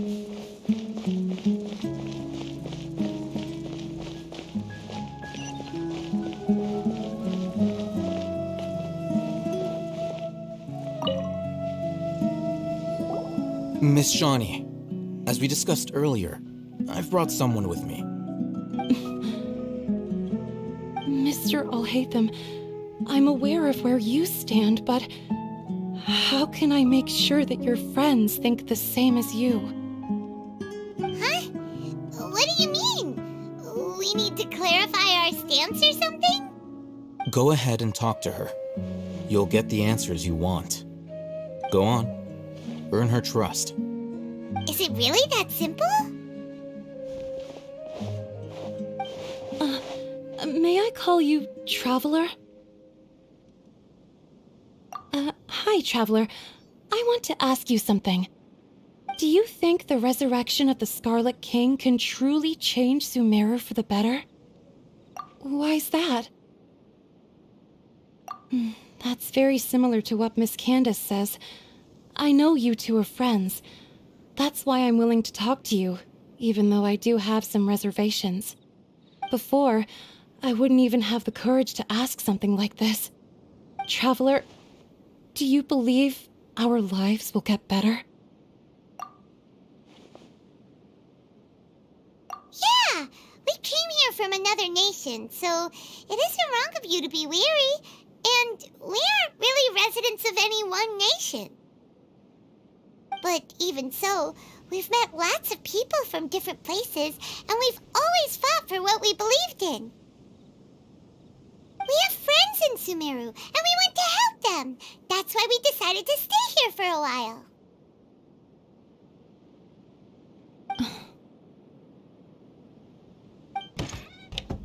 I want to trust you. My apologies for posing my questions like that. To be honest, I didn't expect you to come back for more information. Alhaitham told us you have your reasons. It's okay. We understand. The fact is that only one side of my family is desert folk. I don't really fit in anywhere in Sumeru. Some believe in the Dendro Archon, while others believe in the Scarlet King. I don't belong to either side, and neither side would want me. Speaking of which, the radicals mentioned that they despise traitors. Do they just think that anyone who's different from them is a traitor? Yeah. Some people can be so narrow-minded when it comes to bloodline and beliefs. It makes no difference what I say or how I behave. I'll always be suspected of having ulterior motives. Slowly, I just stopped talking to people. I pretended not to hear or see anything. All I want is to live my life in peace. And then it happened. The village keepers who had helped me disappeared with no explanation, and I didn't dare breathe a word about it to anyone. Until now. You can tell them. I'm sure he'll keep your secret. All right. I'll tell you what I told Alhaitham. I actually have a sharper sense of hearing than most. Sometimes, I hear strange crying sounds in the night. There are ghosts? Perhaps. I'm not sure. It's faint, but it's definitely the sound of crying. It comes from far away in the distance, and always carries very raw emotion. It used to be louder and more frequent, but ever since you arrived in the village, it doesn't seem to happen as often, and when it does, it's much quieter. I have to focus really hard to make it out. I confirmed this with the guards on night duty. They also have someone with a good ear, and he's heard similar sounds at night. But because we're in the middle of a desert, he would rather believe that they are the cries of beasts than ghosts. There's really nothing around these parts, except for an old hospital not far from the village. I think they used to use it for treating Elazar, but it's been abandoned for years. Yeah, let's go!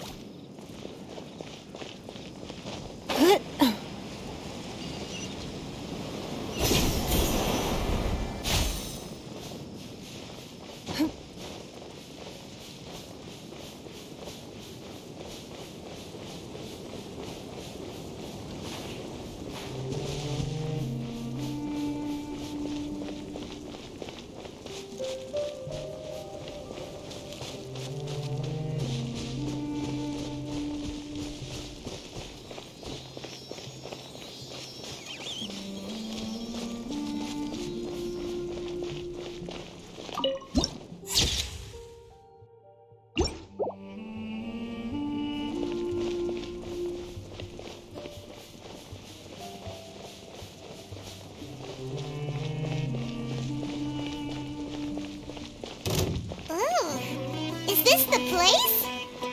It's in terrible shape, and there's sand everywhere. Empty and forgotten. An ideal place to hide people.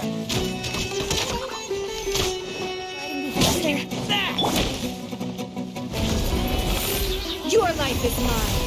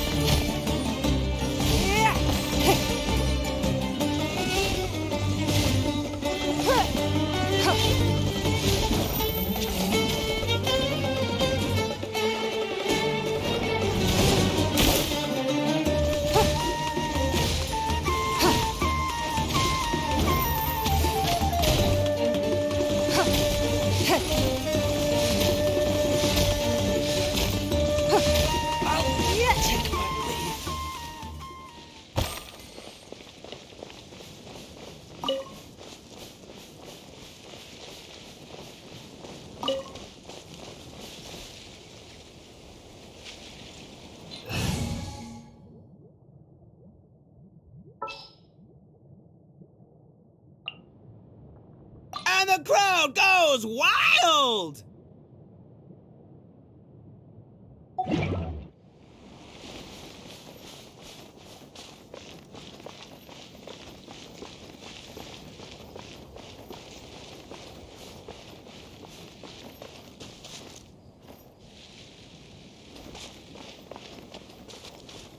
Monsters! Watch out!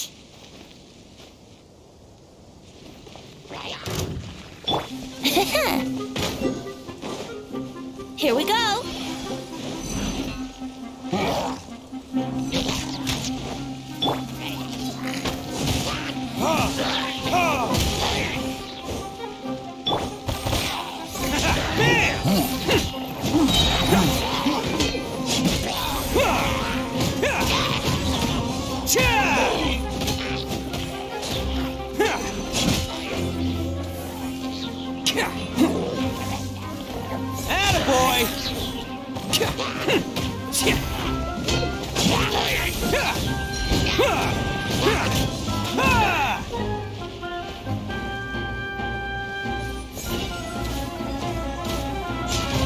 Can't catch me.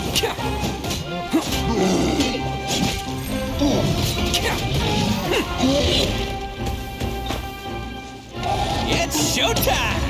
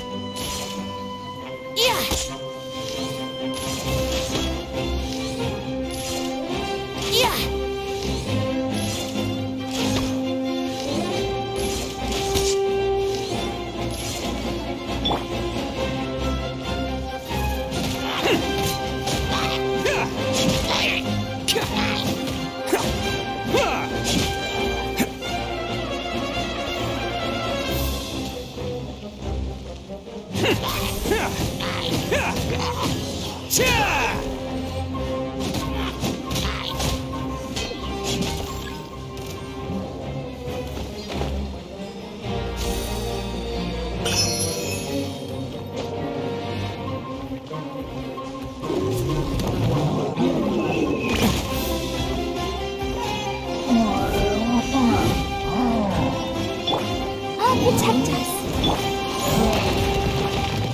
You want some of this?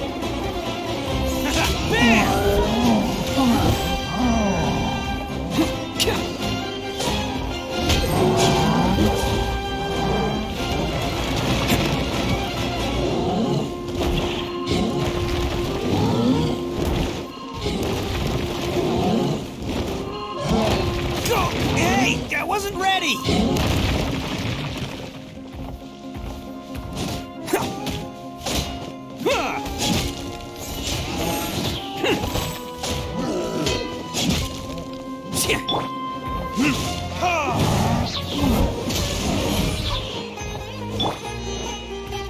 Think you can get away?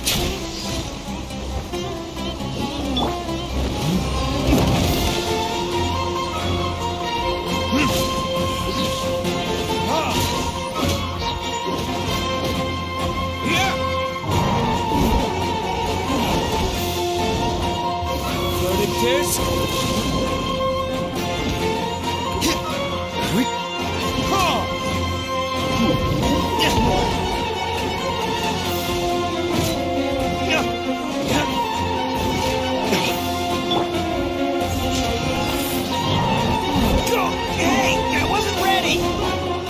Who wants some of this?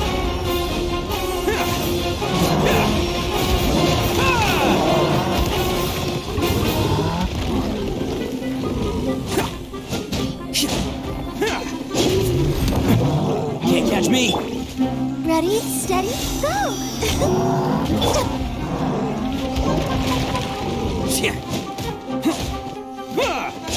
Let's roll!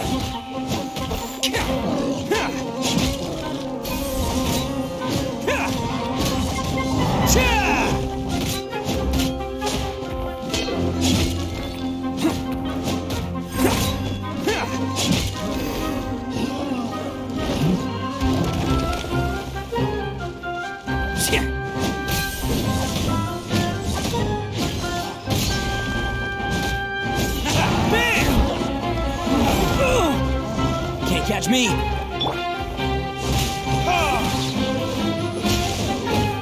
Time for retribution!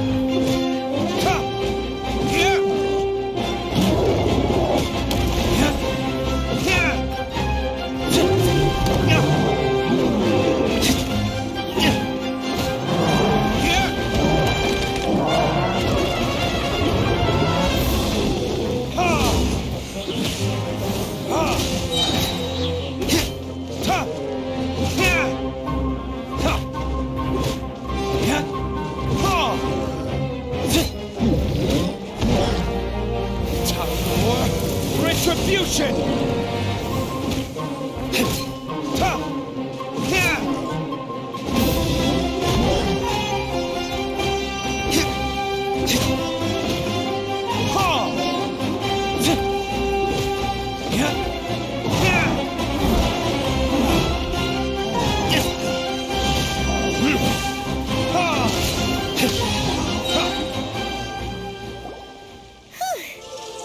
Easier to deal with than Paimon had expected.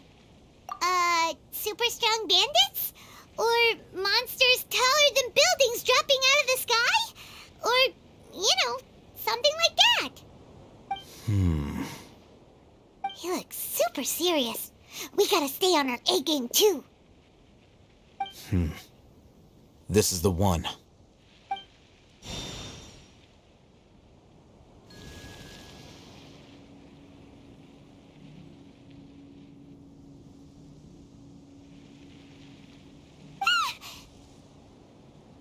Let's go in and take a look.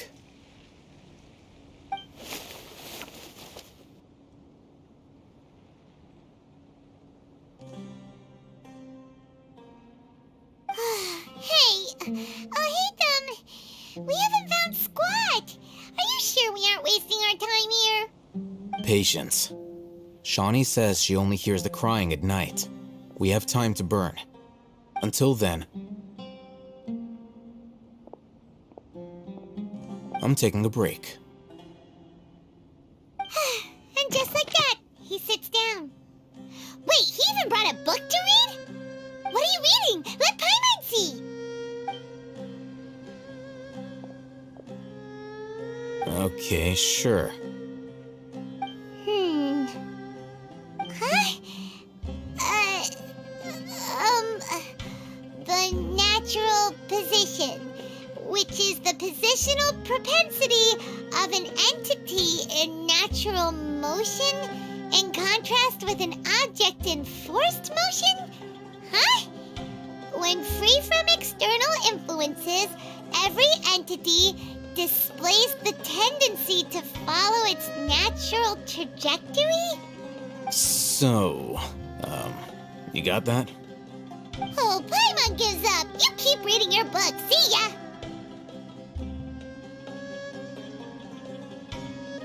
How is he so relaxed? Look at him, reading an impossible book in a creepy place like this. Hey! Paimon's your Tibet travel guide. Paimon knows plenty of useful stuff already. And anyway, it's not Paimon's fault that the books people read in Sumeru are so complicated.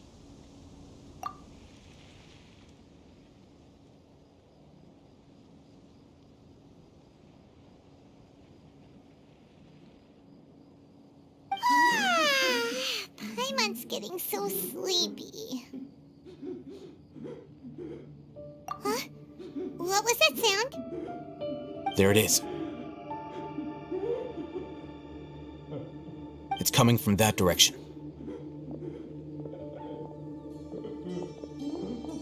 Is the sound coming from here? Huh. Paimon's not seeing anything.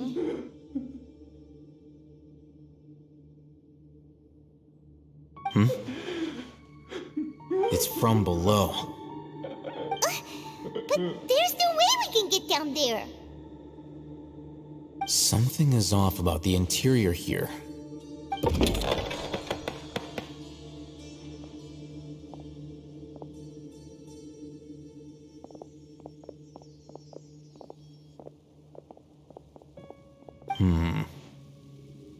As I thought, there's a hidden structure.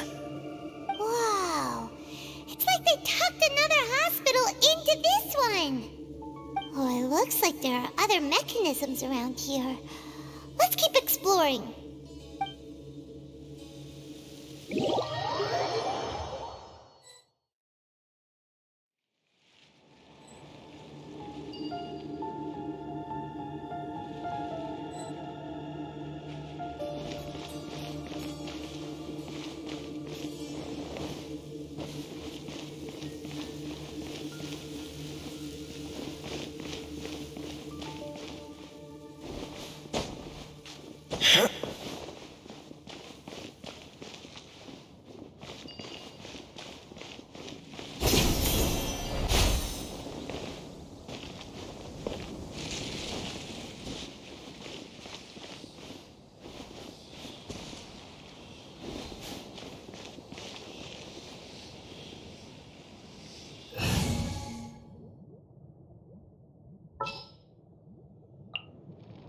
I'll ensure your safety.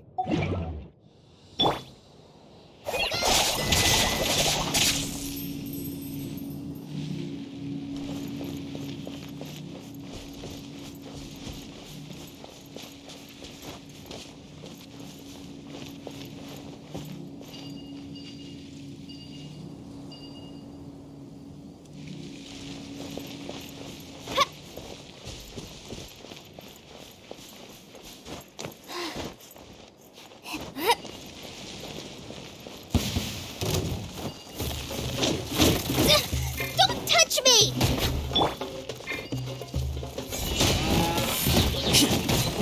It's showtime! Huh.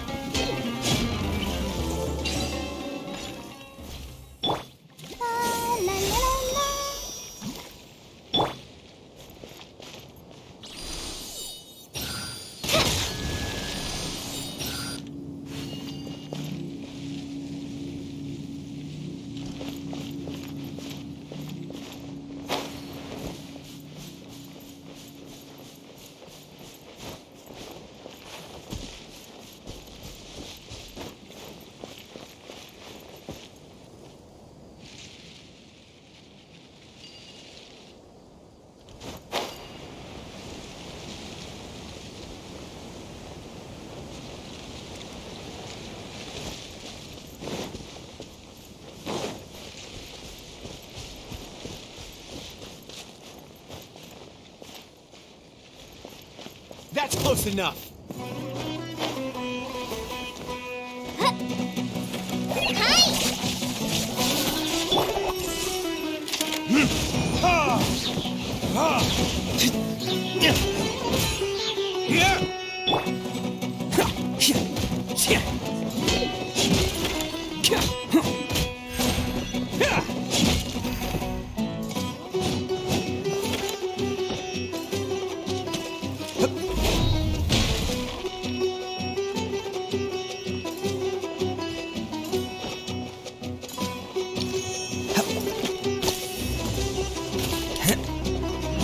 I'll be back. Where do you think you're going?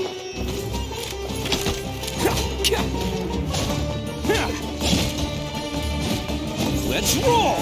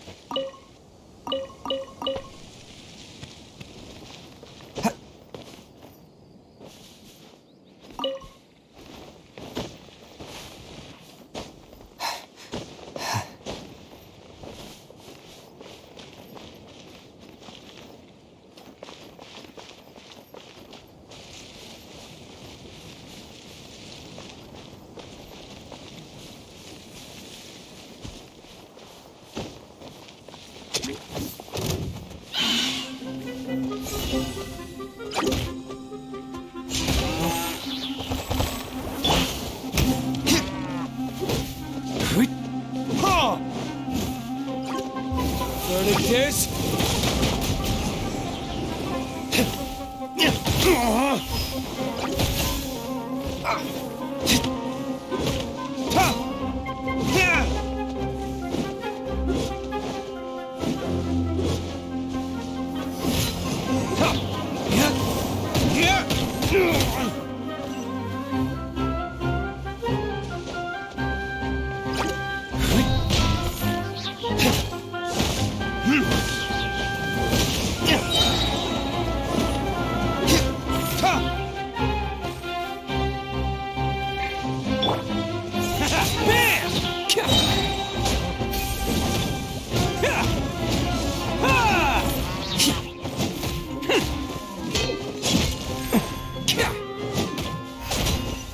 Let's roll!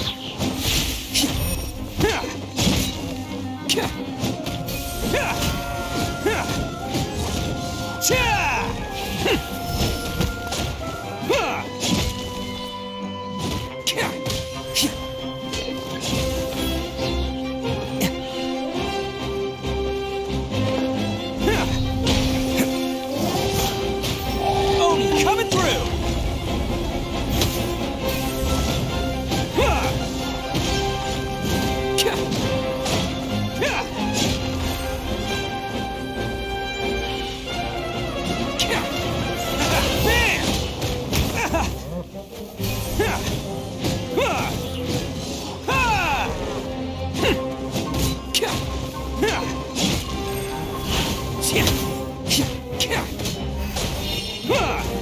Let's roll!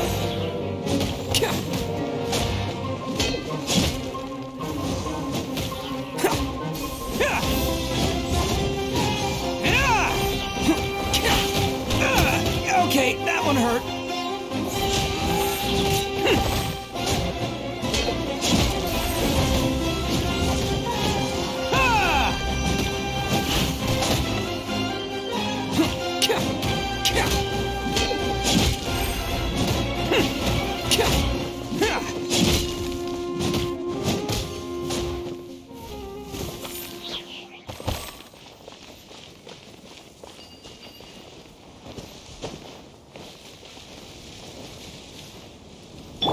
Ready, steady, go!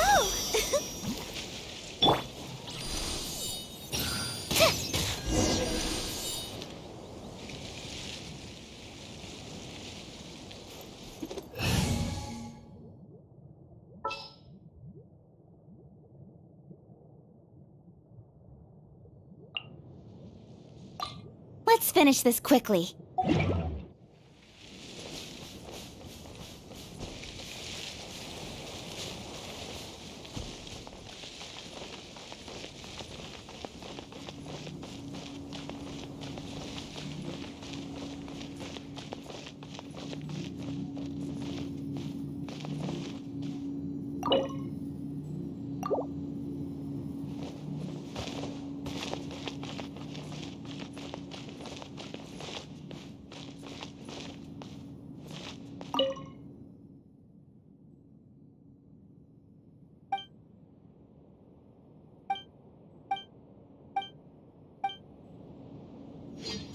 Incoming!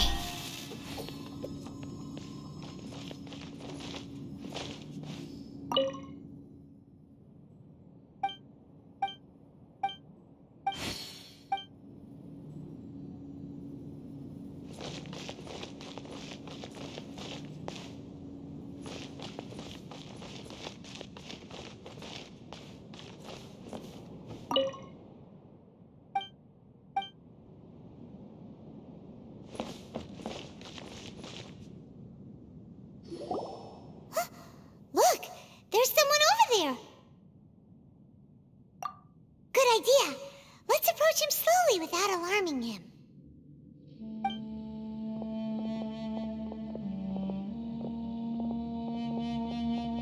Wait.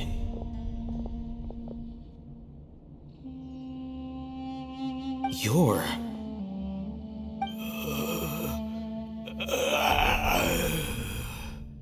He can't speak, and his eyes are unfocused. But he looks too young to be anyone's grandfather. Also, why is he the only one here? Didn't expect to see him here. You know him? He's Razak, a senior of mine at the Academia. He's a scholar too? Is he the kind that holds up in a forest and mumbles stuff about training? No, and that's the problem. Razak was never involved in any of those things.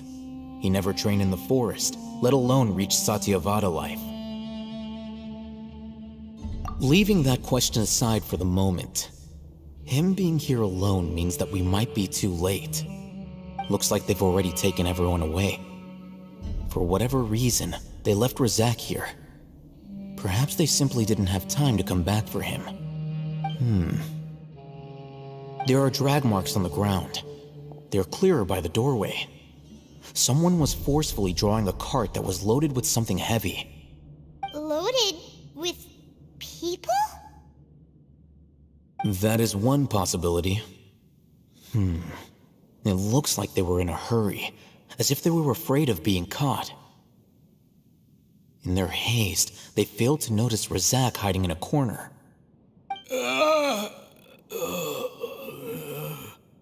The symptoms are identical. Looks like we found living proof. Huh? Why do you say that? Allow me to jog your memory. Recall your time at Port Ormos. Don't you think his symptoms look familiar?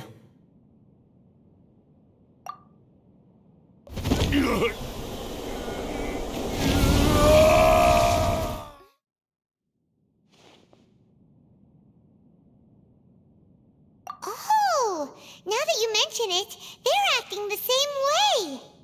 Correct. The Academia is behind all of this. It isn't difficult to deduce their rationale. First, the Academia spread a false rumor of the Scarlet King's resurrection, emphasizing the role of the village keepers, the mad scholars who were exiled to Aru village. These rumors were all the persuasion that the radicals needed, and those based in Aru village leapt into action. Unbeknownst to them, of course, through rounding up the scholars, they were actually helping the Academia. As well as being able to exploit the radicals for their own ends, this scheme has one further advantage to the Academia. All the risks and responsibilities are offloaded onto the Scarlet King's followers. Life for the desert dwellers has been brutal ever since the Scarlet King's death all those years ago. Beneath the surface, feelings of desperation are widespread. Many would give everything they have for the prospect of something better. Anyone looking to exploit that for their own ends simply needs to make a few empty promises. Even if complications arise, people will see that those involved are all followers of the Scarlet King and look for no further explanation than differences of belief. A deep-seated mistrust of the desert and everyone in it by the rest of Sumeru will make sure of that. The notion of an academia plot wouldn't even cross their minds. It may seem like a simple strategy, but it is able to work wonders under Sumeru's current circumstances. Oh, that makes a lot of sense. It's in line with the village chief's theory, too. But there's still one very important question. Wasn't it the academia that brought the scholars to Aru village in the first place? Why does it want them back now? Throughout this process, one thing has changed: the scholars' identity. First, they were scholars. Then, they became lunatics. After that, they were exiles. And finally, they become missing persons. An exile is still patently a living, breathing human being. But when someone becomes a missing person, that is brought into question. If you can't find someone, you have no way of knowing what exactly happened to them. That makes missing people an ideal resource. Resource? For what exactly? One possibility is that the information in their brains could be extracted into knowledge capsules. Extracted? You mean canned knowledge comes from people's brains? With the technology of the Sumeru Academia, it's entirely possible. Perhaps the process caused them great suffering, which is why they cry out in the dead of night when no one is watching them. So, the human brain... Nope, nah, Paimon doesn't want to think about this. I'm the Academia scribe, after all. I'm familiar with their projects. Anyway, judging by Razak's state, the contents of a divine knowledge capsule were extracted from his mind, but something went wrong in the process. Or perhaps his curiosity got the better of him, and he used such a capsule for himself. Paimon's a little confused. Can they just use anyone's brain?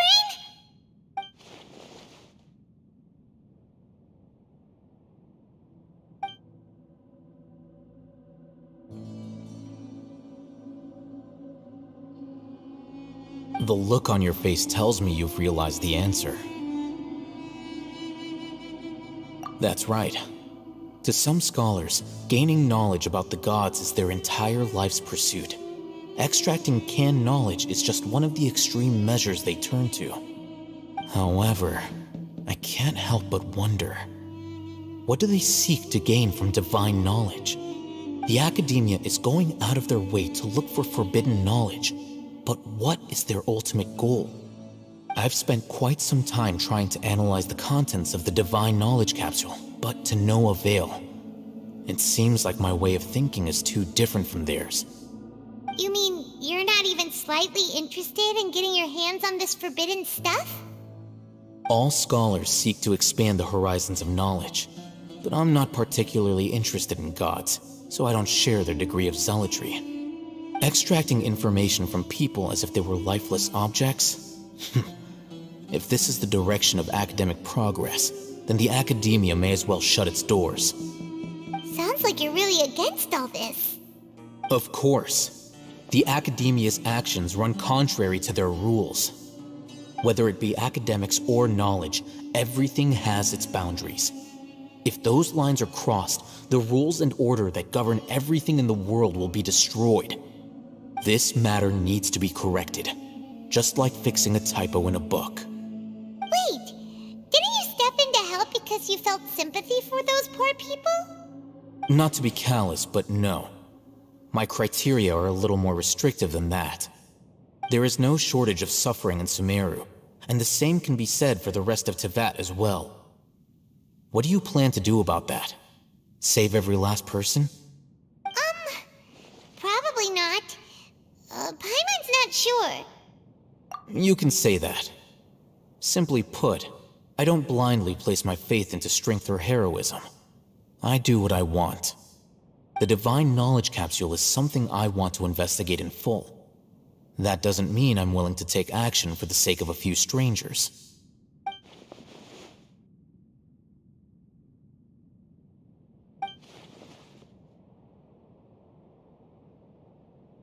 Paimon's been wanting to say this for a while.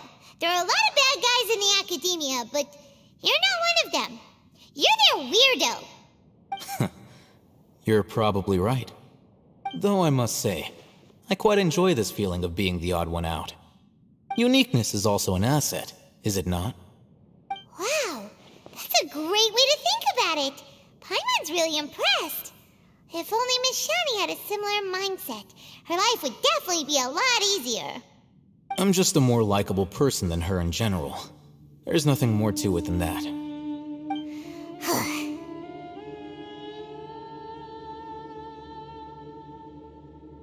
He won't last long if we leave him here. Let's take him with us.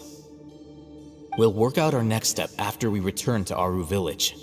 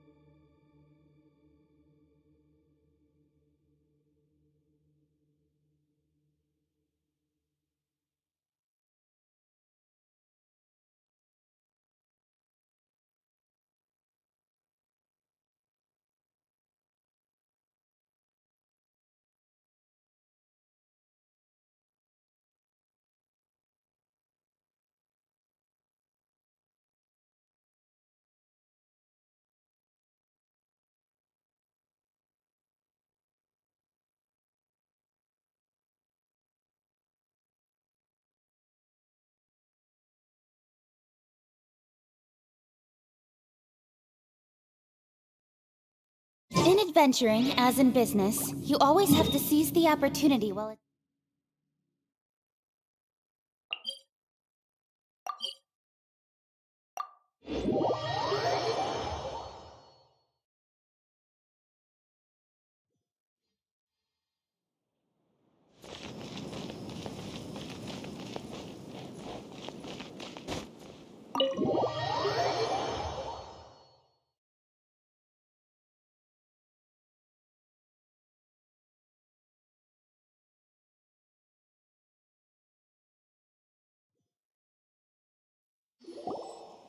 We're back!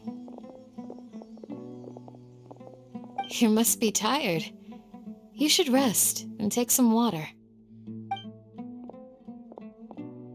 What's the situation? Who's this? Unfortunately, somebody who's too young to take on the role of Isak's grandfather. Nevertheless, he's one of the people we're trying to find.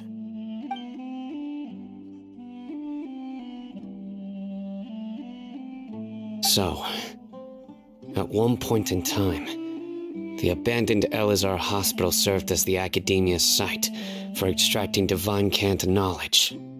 Yep, pretty much. Their plan must have been implemented at some point before we arrived at Aru Village, since divine cant knowledge has been in circulation for a while now. Yet, they fled once we were headed to the village, almost as if they knew we were on their trail. Why is that? Yeah, why is that? We may have a mole in our midst. One of us could be secretly revealing our whereabouts to the Academia. Huh? Are our friendships that shallow? Looks like none of you have realized wherein lies the issue. Sino, you're the reason why they can predict our movements. Wait, what's that supposed to mean? Choose your next words very carefully. It is simply a logical inference. I have my reasons. So what you're saying is, Sino's the mole. Interesting. And here I thought you were the most suspicious one, Alhaitham, since you were always acting alone. I know. You have a point, but I realized something as we were returning from the hospital. Sino isn't like any of us. What are you trying to say? Do you still remember who you are, General Mahamatra? As a Matra, you are no doubt privy to certain kinds of information. Before you can take action against someone, you are required to have all the facts available, including the less than savory details. Simply put, the academia has traditionally allowed you access to a wealth of sensitive information. Knowing their modus operandi, wouldn't you expect them to take precautions against you? If you want to raise a vicious wolf, you need to make sure that you can avoid its bite. The academia is monitoring me? It's not that simple. The academia has eyes all over Sumeru, but they have a special protocol for dealing with you. Every so often comes a Nyagarbaha Day. On this day, the academia enters new information into the Akasha through knowledge capsules. I remember seeing the thick notebook next to the control panel once. Its contents were all about the General Mahamatra, his activities throughout the day, preferred methods of enacting judgment, everything.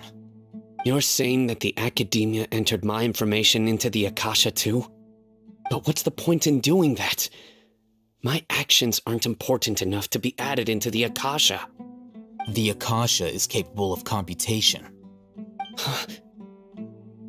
The Akasha's algorithms are entirely capable of predicting your movements using the data entered. When you would depart, the route you would follow, your destination. It knew all of this.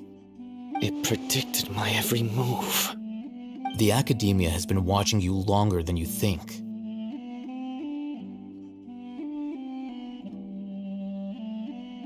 So that's how it is. Sino adheres to his principles so strongly that he's actually a thorn in their side. Tenacity of will and steadfast faith are worthless to the academia. They need scholars who are easily pliable and mindlessly go after anything they can profit from. Sino, don't take it to heart. This just proves how much of a trustworthy ally you are. They escaped because of me. Don't blame yourself. It's not like any of us would have known. I have an idea. If they predicted my movements, then I might be able to guess where they went. Whoa, you bounced back fast. There is always an opportunity for safety after danger passes. Oh, so that's how it is! Paimon gets it now! If the academia is trying to avoid Sino, then the safest place would be...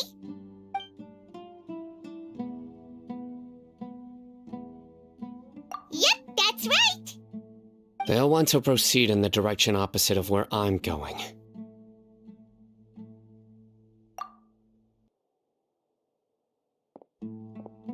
I must go. There's also something I want to investigate. Let's go, guys! After him! Please, wait! I want to go too! You want to go too? If so, you have to promise you'll stay safe. I want to find Grandpa. I promise I'll be careful and not cause any trouble. Everyone, I leave him in your hands. Yay! Let's go! Remember to pack some food with you! Paimon feels like we're missing someone, though.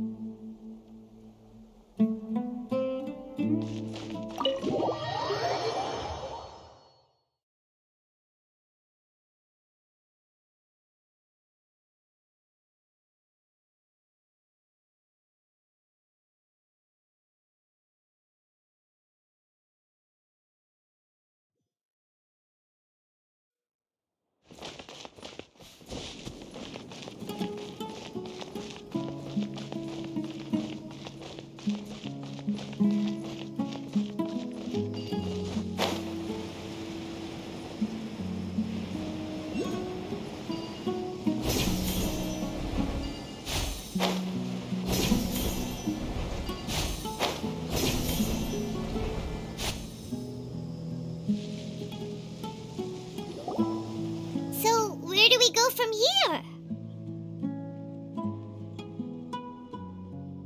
Yes. After leaving the village, we should head straight toward the desert.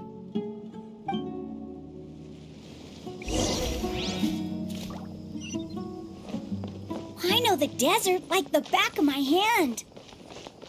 Is that because you play here a lot? Yep.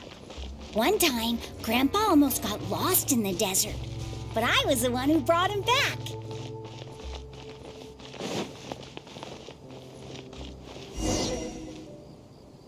There's something here.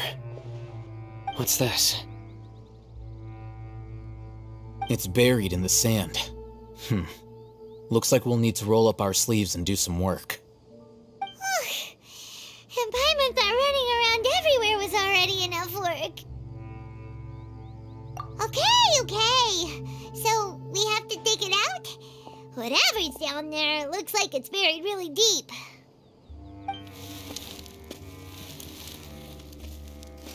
These are likely fragments of an Academia-developed device, something akin to a headset. Looks like there were more than one village keeper. They must have been escorted this way because there are device fragments scattered around here. Let's split up and search the area. Chances are that we'll find other things nearby.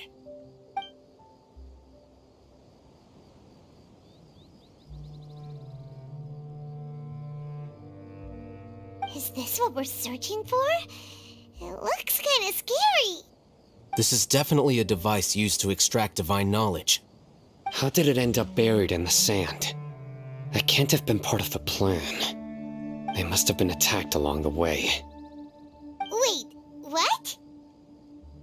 Grandpa, I hope you're okay.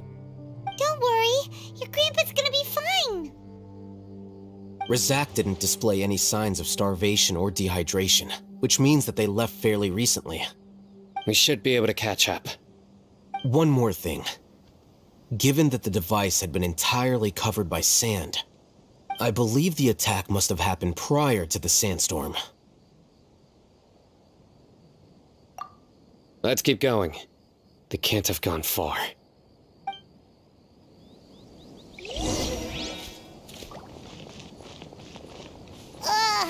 But running on sand is so tiring. But you're flying, aren't you, Paimon? Is flying over sand tiring too? Of course it is.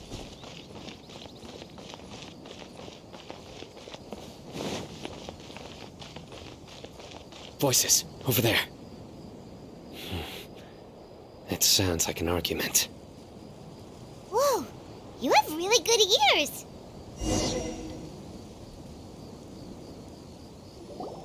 Don't get any closer. They'll notice us. Dia's talking with the Eremites? Very interesting. Let's listen in. If you had informed me sooner, there'd be plenty of room for us to... You're one of us. We would never lie. Scholars. You don't know as much as I do. Need me to... I knew it. That's our Dia. Dia? Why would you... Dia! Hey, what are you doing? Huh? Didn't you say you'd help me find Grandpa? Why are you on their side? Well, look who's here. Ain't that something? This complicates things. You've betrayed Aru village? So, this is the great General Mahamatra. Dear, you'd be better off as my assistant than hanging around with this motley crew. Seen for yourself, I have the means and methods, and my ideals are far more admirable than theirs. I'm not the type that's easily swayed, Raman. You of all people should know that. Wait, what's going on, Dia? Whose side are you on here? Shut it, Paimon. It doesn't matter. Whichever side you pick, nothing could deter us from the grand mission of resurrecting the Scarlet King. Once our Lord of Old returns to this land, we will have a new beginning. Face the facts, Raman. It's not gonna happen. You should understand that more than anyone. Have all your years as a merc taught you nothing about placing hopes in a ruler? I'm a desert dweller and a proud follower of the Scarlet King. Whether I live by the edge of the sword or in peaceful comfort, my soul will always carry this conviction. It's not too late yet. The village mad scholars aren't gonna bring the Scarlet King back to life. You don't understand, my dear lady. Pursuing our faith is our purpose in life. Even if the chance of success is 1 in a million, we must be willing to give everything we have. Even if it'll expose you to the academia? Even if they end up disbanding the Eremites? Your Eremites, which you've worked so hard for all these years? Yes. We've waited a long time for this day to come. The sun and the moon no longer shine here. All you see now is cracks in this desiccated land. But fate has finally dealt me a hand to play against the academia. With these scholars in our custody, we'll stomp the academia's forces and fight our way beyond the wall of Samiel. Ridiculous. Think about it. The academia controls the entirety of Sumeru. Your powers are negligible in comparison. If you still don't believe me, then try asking these 2 men. They're also against the academia, but neither of them are as arrogant as you are. They look more like pawns of the academia to me. Why would I listen to anything the people of Greater Lord Rukkhadevada have to say? Filthy traitors. Your god abandoned all honor and betrayed the Scarlet King. We desert dwellers will never trust the likes of you. It's impossible to communicate with someone so hostile. Perhaps we should. Do you really believe that by kidnapping the scholars, you'll be able to negotiate with the academia? These people have no value as bargaining chips, but I could be persuaded to take their place as your next hostage.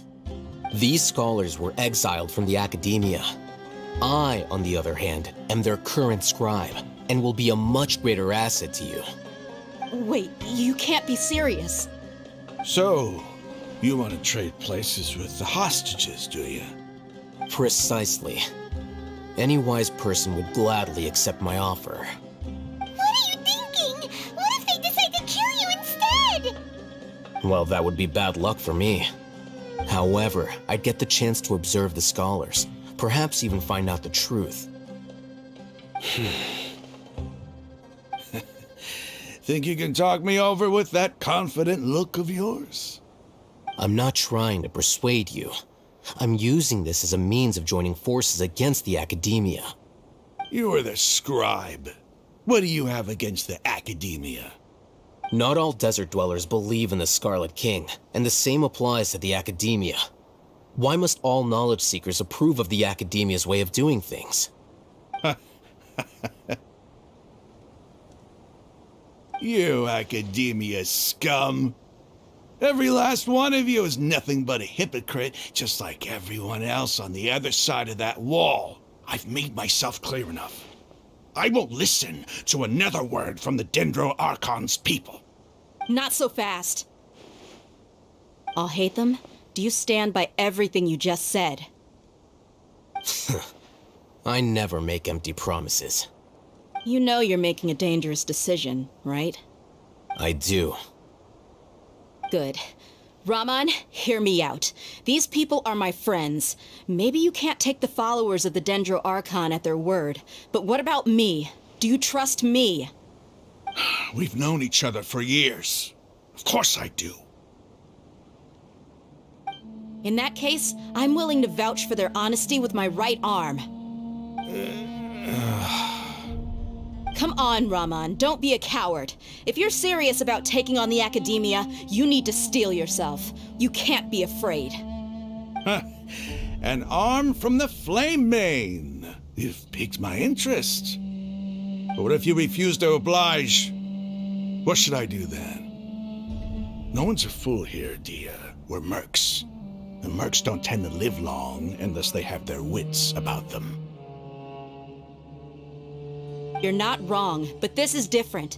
I promised my friends that we'd bring back the village keepers together.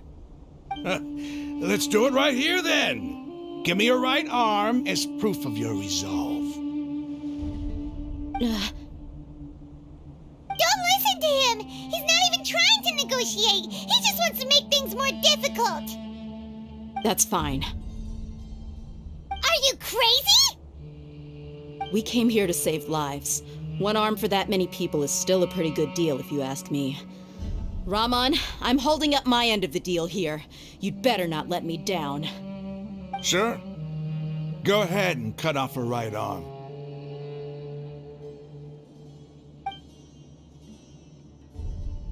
No! Dia! What are you gonna do? Think of something! You don't have to go this far. That's not for you to decide. Do it! Dia! Run!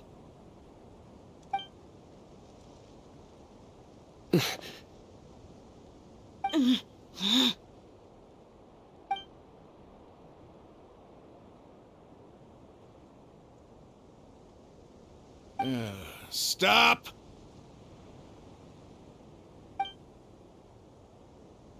What's wrong? Can't do it?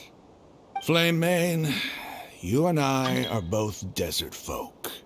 Cutting off your arm is no different than cutting off my own fingers. Where's the sense in cutting my own kin to pieces? You've shown me that you're serious. Go on now, take your friends and leave. Meet me in the desert at noon tomorrow.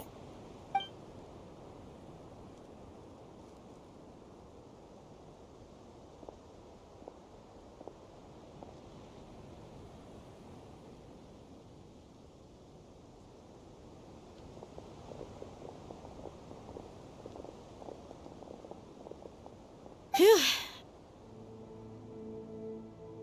I was really counting on him not going through with it. Dia!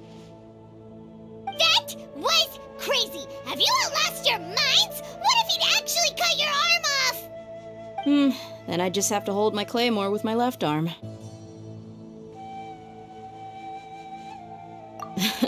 Okay, I'm sorry. But sometimes when you're out on a limb, you gotta double down to seal the deal, you know? Don't ever make a promise like that again.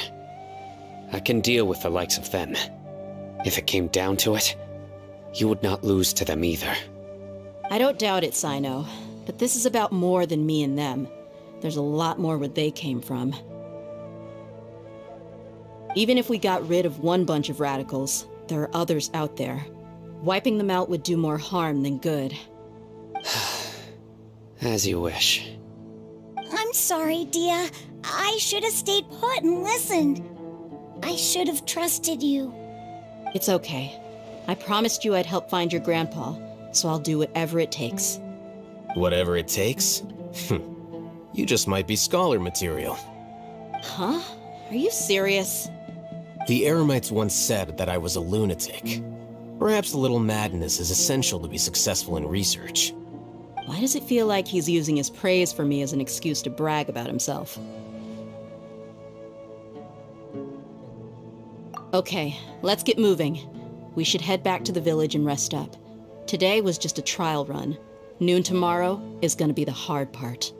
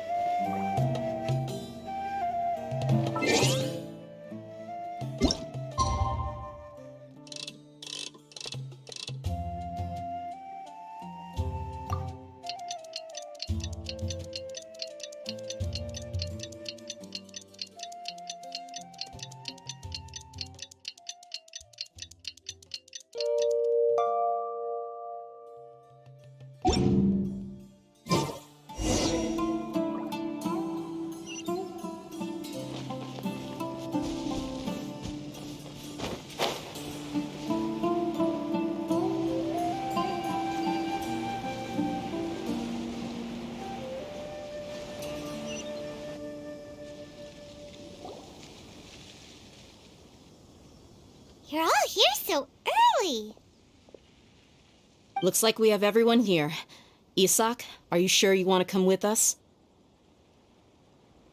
I'll watch from a safe distance. Dia, I want to be there to bring Grandpa home. Okay, let's go then. Dia, wait. What's the matter? I heard that you were quite reckless yesterday. No more of that today, understood? Or I'll be very upset with you. Fine.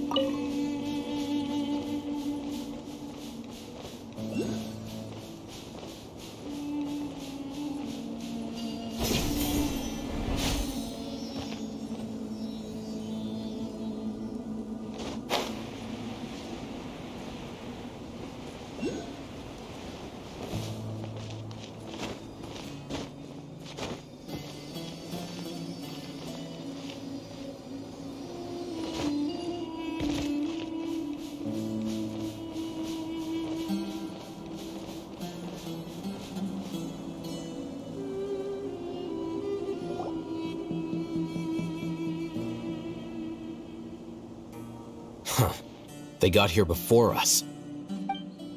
Uh-oh. Is it because Paimon overslept by 5 minutes and held everyone up? Is everything ready? Absolutely. Although, you brought fewer people than I imagined. Bring him over.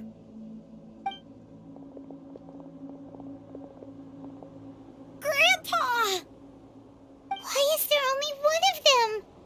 Rahman, I've always thought of you as a man of his word. What's this about? It's a one-for-one exchange. Sounds fair, don't you think? And let me put it this way. Agreeing to any kind of deal with the Dendro Archon's people is already a huge compromise on my part. Don't you think you've asked enough?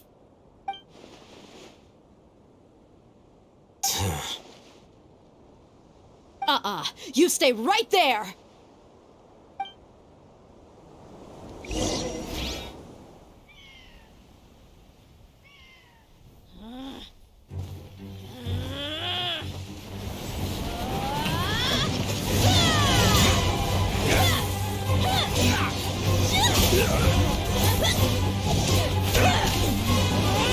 Boy, mate! What do you think you're doing?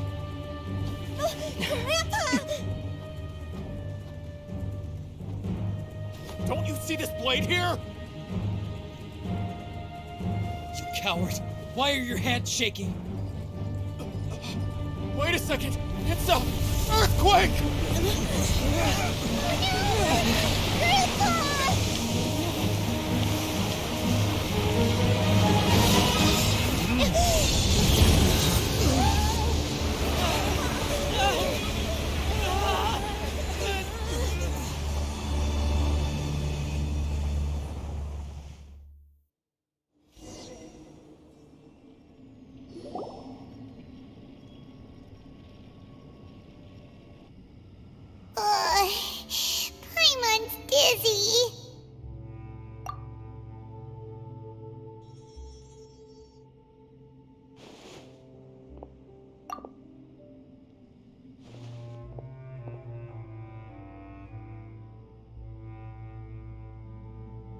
Ugh, this day's going just great. What a nuisance. The sand dune collapsed. I saw an energy field. The village keeper protected us. It glowed green with dendro. Just like you said, it may well have been the remains of Lesser Lord Kusanali's power inside the scholar's body. The Dendro Archon. The present one. Grandpa? Grandpa? Oh no, he's getting confused again. Hey, look around you. Did there used to be a temple here?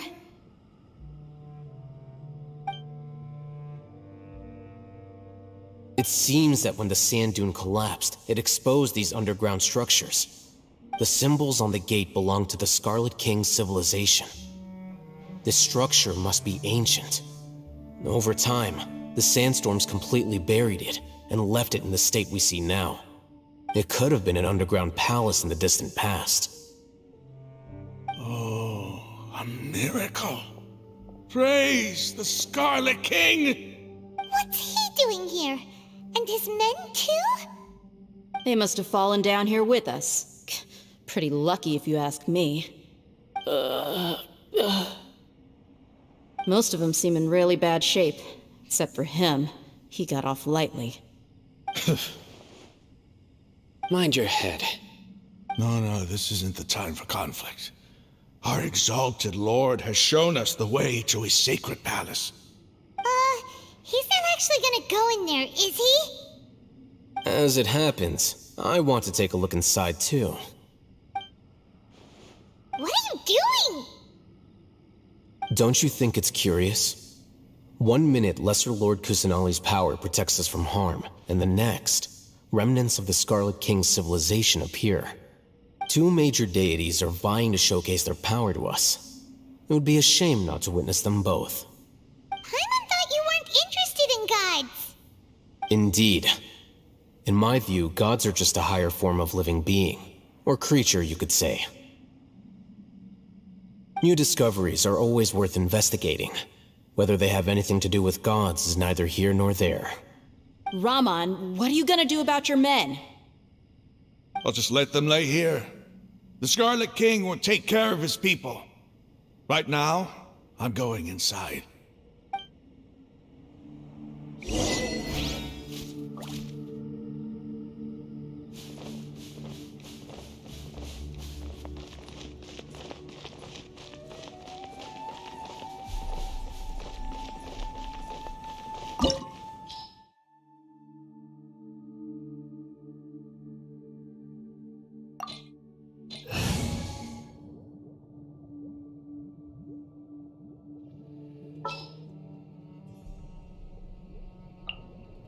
I hear you've got a job for me.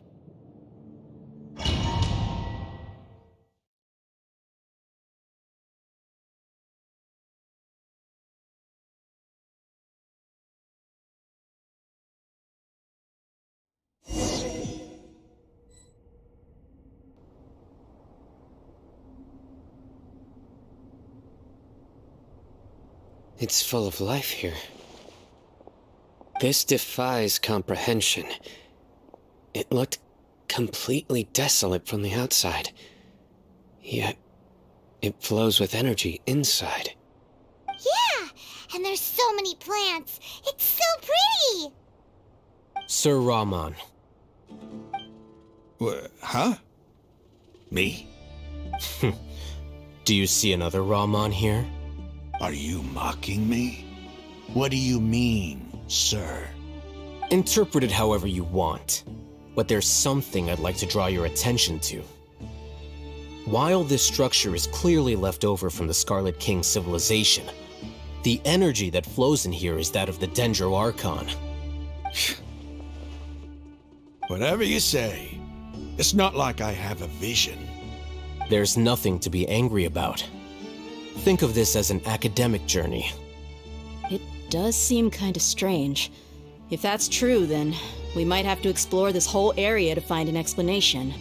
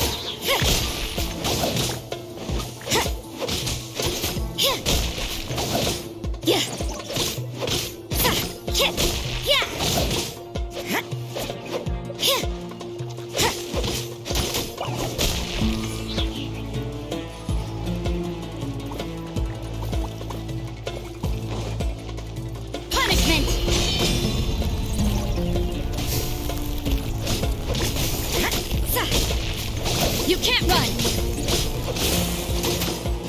Hit!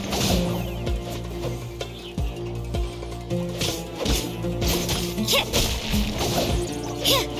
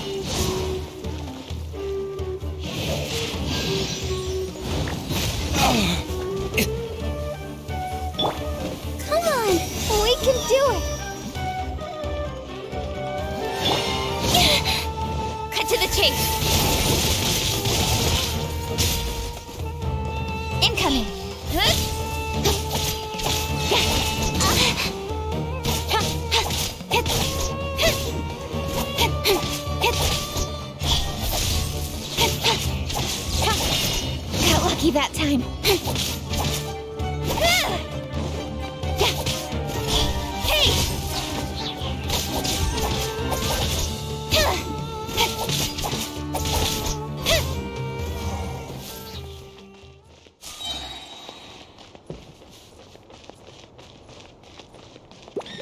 With sword comes shadow.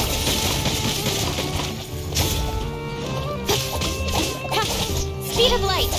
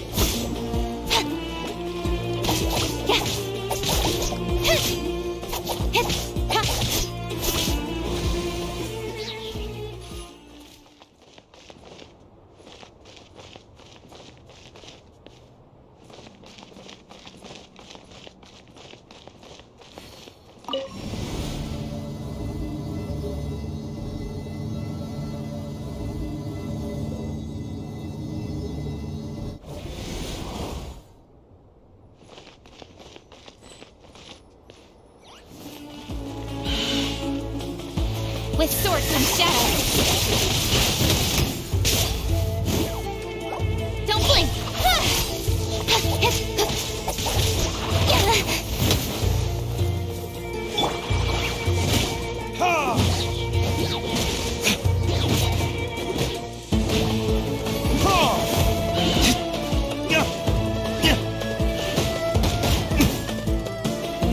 Verdict is...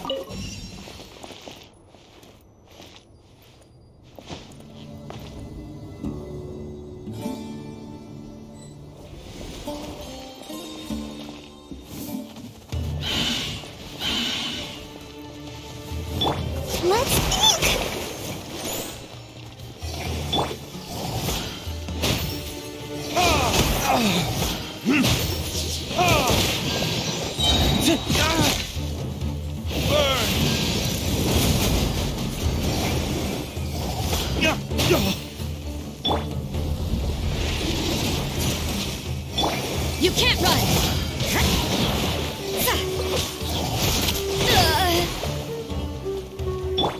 Let the show begin.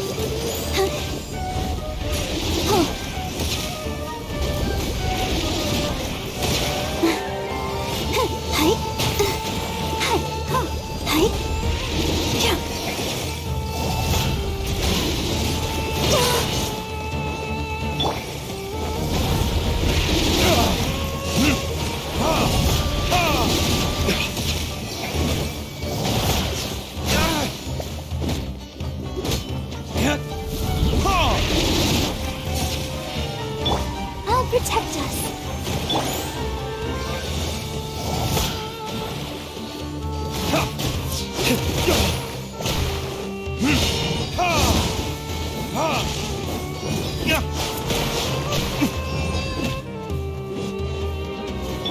Ready, steady, go!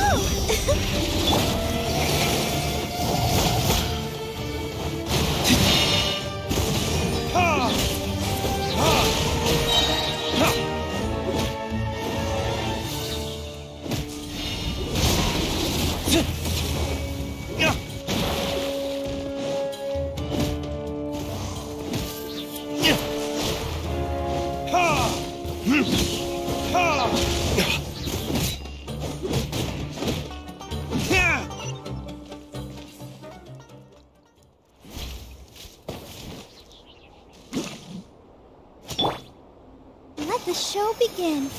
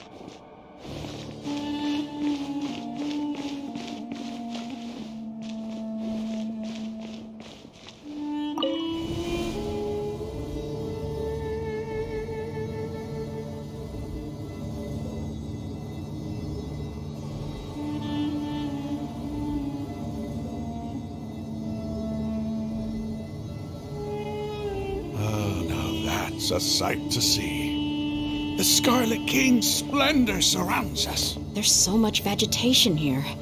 It's different than what I expected. Sure are a lot of plants for a desert. That's what I call divine providence of the Scarlet King.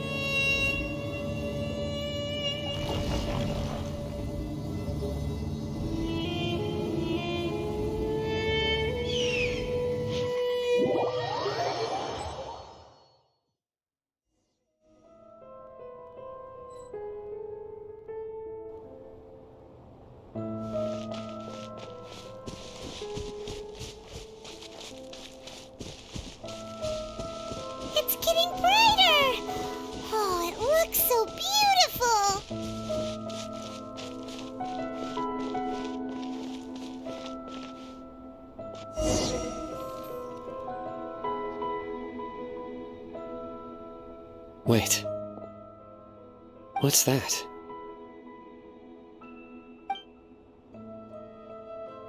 A load of flowers. And it looks like there's something among them. Oh, these are Scarlet King runes. They left something behind. Yes. It's an elegy written in an ancient script. What does it say? Here lies our faithful priest Kasala. His wisdom is a miracle among the people, deserving of high praise and admiration. You can read ancient Scarlet King script?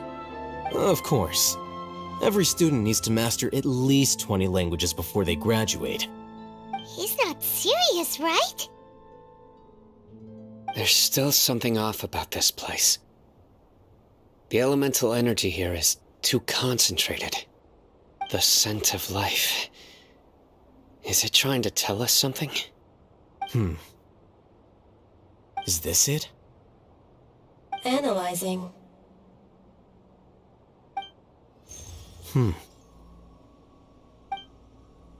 There seems to be a hidden message among these skeletal remains. Excellent. There's a device from the Scarlet King's civilization in this gravesite. I'll transmit the information over and project it for everyone to see. Isn't sharing knowledge against the Academia's rules? Yes.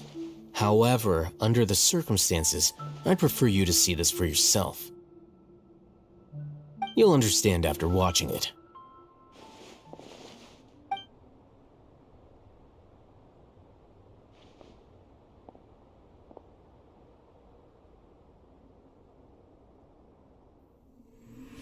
Civilization is born of knowledge, but so too can knowledge be its demise. A disaster caught us unaware. It was knowledge that did not belong to this world. The Scarlet King brought this forbidden knowledge into our world, and it quickly spread like a plague. People's minds were filled with crazed whispers. Dark gray scales spread across their bodies. Even the land was stripped of its vigor. Only a desperate, deathly silence remained. Were it not for greater Lord Rukkhadevata from the forests, the damage would have been irreversible. She summoned the priests to build temples and infused into them the divine power of life. The disaster was miraculously tempered, and the embers of our civilization were preserved in Aru village. Alas, the miracle could not last. As long as forbidden knowledge continued to exist, it would forever blight this world. In the end, the proud king of the desert, my eternal lord, chose to sacrifice himself. I have spent my whole life since guarding one of these many temples. But now, my duty is coming to an end. As I close my eyes for the final time, the sight of that noble deity will appear in my vision once more. In helping the Scarlet King to eradicate forbidden knowledge, she exhausted her strength, and her form became that of a small child. How strange. Now that I think of her, I no longer have any fear of death, for I sense that the spirit of life will abide with me during my eternal sleep. Children of the desert, cling no longer to past grievances, but hold tight to the memory of this act of benevolence. What was that? The priest's memories. No, impossible. Greater Lord Rukkhadevata. So the former Dendro Archon and the Scarlet King were never enemies at all. But this doesn't make any sense. The Dendro Archon's followers, they're clearly... Was that The former Dendro Archon? He became so tiny in the end.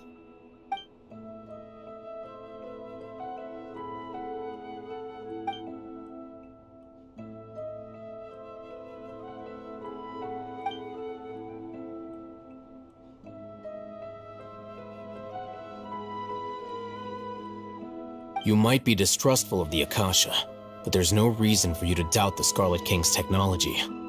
You've just witnessed his priest's last words. I've never heard about any of this before. The surviving followers of the Scarlet King all gathered in Aru village.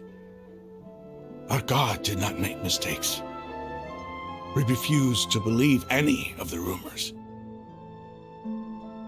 The Scarlet King's death, the all but total annihilation of our civilization, it was all Greater Lord Rukkhadevata's doing. We saw her as nothing more than a traitor, who stabbed us in the back in our moment of crisis. Just like us humans, fighting, feuding, double-crossing each other to survive in the desert. You were blinded by your prejudice.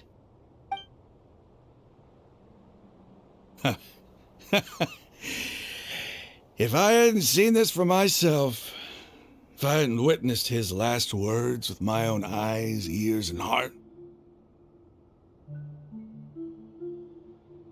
how could I ever begin to accept this? The truth is so far from what I've always known. Am I really supposed to believe that after all these years, all this time seeking revenge, suddenly now my enemy is my savior? Raman, that's enough. Give it a rest. You're starting to make a fool of yourself. Dia, tell me, my Eremites and I, what are we even fighting for?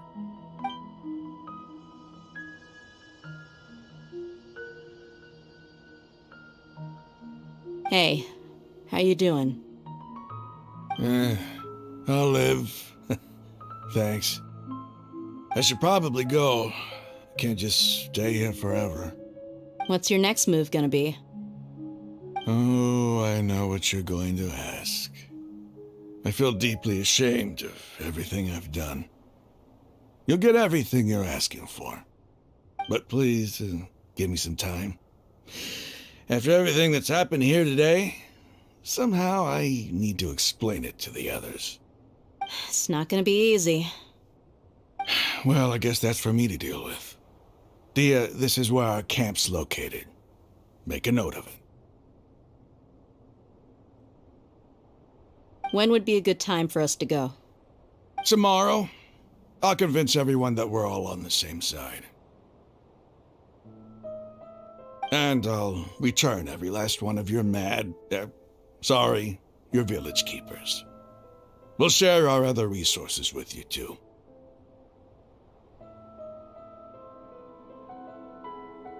You seem to finally understand that our true enemy is the sages. Yes. The gods never gave up on anyone. It's the people responsible for all this that need to face the consequences of their actions. That must have been rough, but he seems to have figured things out now. Raman's no fool. Being the leader of your own faction in the desert is no easy feat. It's too bad he was held back by his belief in the Scarlet King. But now that that's changed, I guess we have a few more people on our side. The outcome, at least, is favorable. We should get going too. Let's head back, have a proper meal, and a nice, long sleep. We'll need all our energy tomorrow.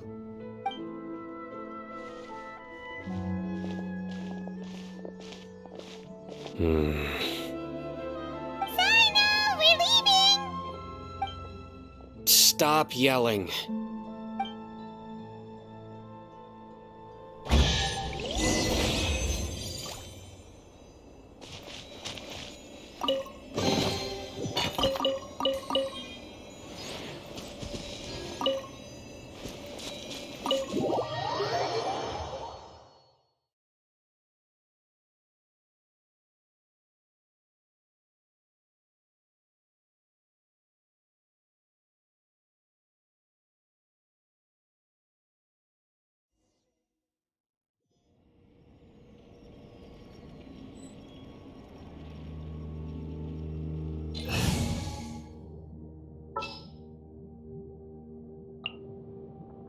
Step aside. Ito's back in town.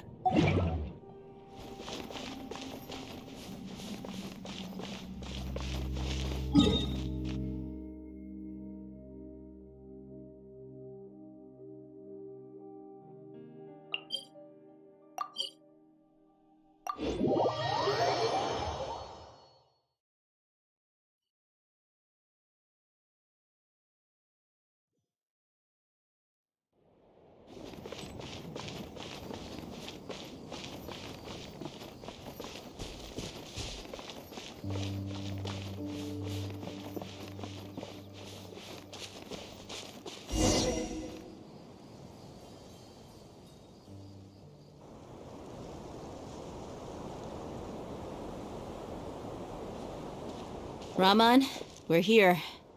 Everything's been arranged. Someone will bring the village keepers back to Aru village shortly. I guess all I can say now is thanks for agreeing to help. Don't mention it. I think we can both agree you went to hell and back for it. But we share a common cause now. From here on out, we're allies. Where are the perpetrators? I'll bring you to them. Follow me.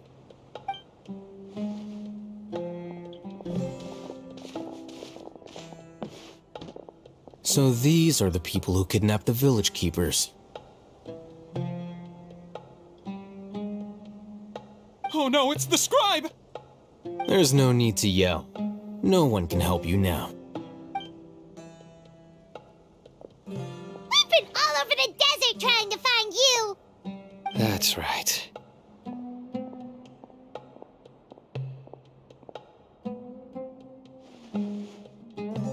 General Mahamatra? No. Make it quick, please. Swift and painless. Whoa. The moment they set eyes on Sino, they turned pale like they've seen a ghost! You should have known that I would be coming for you.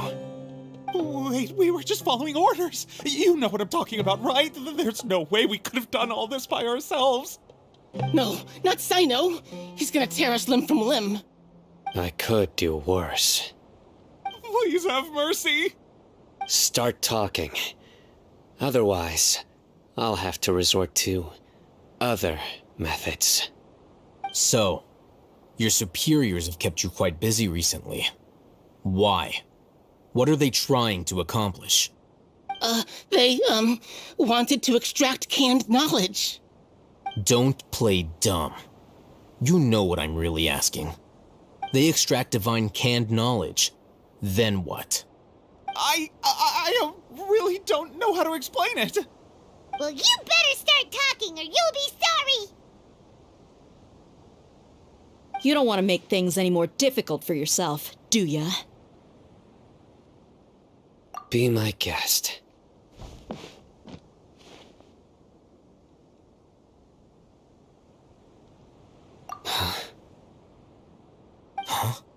Uh-huh. That sure didn't sound like a fancy metaphor or anything. You're serious, aren't you? How did you know? There's no use hiding it now. Yes, you're right. The Academia is working on an important and potentially world-changing project. They are creating a new god. A god that will belong to them and to the people of Sumeru. It may seem as if Sumeru's academics are thriving, but ever since the death of Greater Lord Rukkhadevata, scholarly breakthroughs have been few and far between. The withering of Irminsul has been getting worse recently. The sages have tried everything they could think of, but nothing's worked. I'm always hearing them say things like, if only Greater Lord Rukkhadevata was still with us. Continue. And then, someone from the Fatui showed up. They called him the Doctor. He brought a gnosis and said he wanted to borrow the Academia's research facilities. The Doctor was previously expelled from the Academia. At first, the sages looked down at him in disdain. But when he said those words, everyone's expression changed. He asked them, "Do you wish to create a god?" This is what the arrogant ignorance at the extreme end of academia looks like. First, the Academia spent a long time constructing a divine vessel, which was based on an exquisite humanoid puppet. After that, They harvested dreams via the Zeb-Zerus Festival Samsara, maximizing the Akasha's output. With the doctor's help, and the Akasha now functioning at maximum efficiency, they were able to use it to extract the power from the Gnosis and convert it into a divine core. Next, they decided that their new god needed to possess divine wisdom. For that to happen, they needed a huge quantity of divine canned knowledge. It adds up. But how do you determine whether the knowledge extracted is of divine origin? Call it an educated guess? The Academia has been trying to figure out the exact source of the Scholar's madness for centuries, but to no avail. Nobody can explain the cause of this phenomenon. Surely you can see what that implies, Scribe Alhaitham. If it's knowledge no mortal can comprehend, then it must be something only gods are able to decipher. In other words, it's the source of the God of Wisdom's omniscience and omnipotence.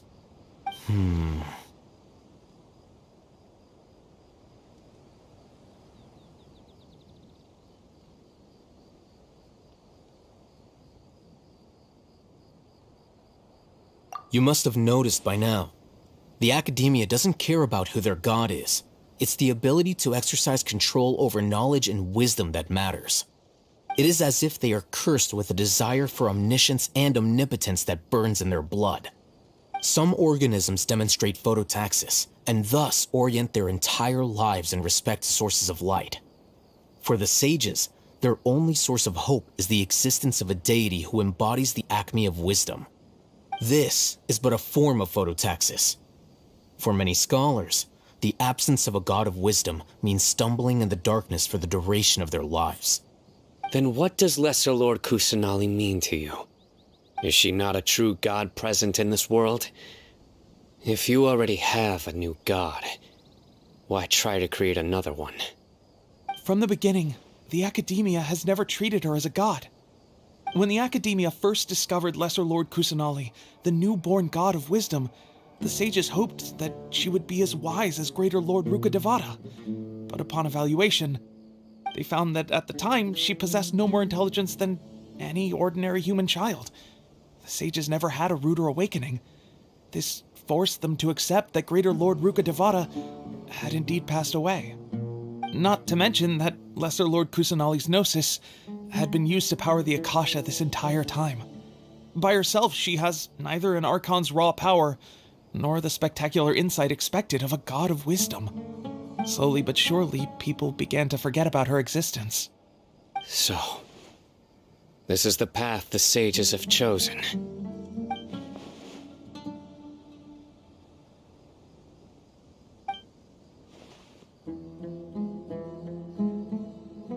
All right, let's try to keep our cool. If everyone's in a bad mood, then let's change up our scenery. Raman, give me a few men to help us escort the village keepers back to the village. And these two scholars, they're coming too.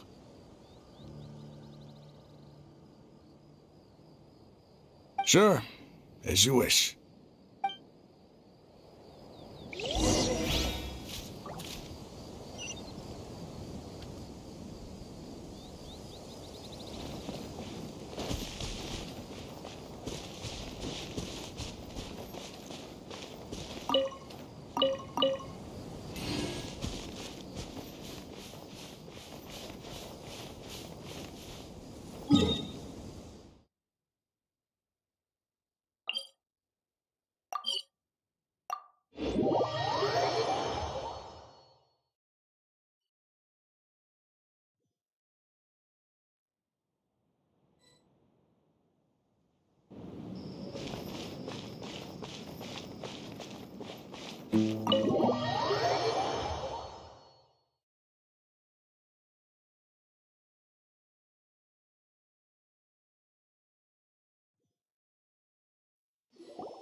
The village keepers you found have all been returned to their homes, and each one has a dedicated caregiver to look after them.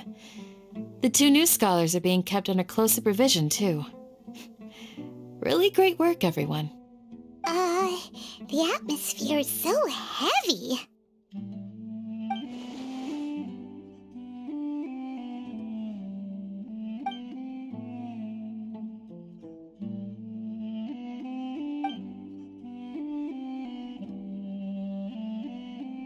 Hey! Say something! Stop spacing out! Come on, is there nothing left to talk about? In that case, let's all get some water and try to think about something else.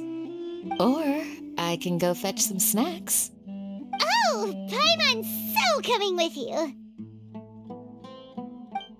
Do you have any plans, Traveler?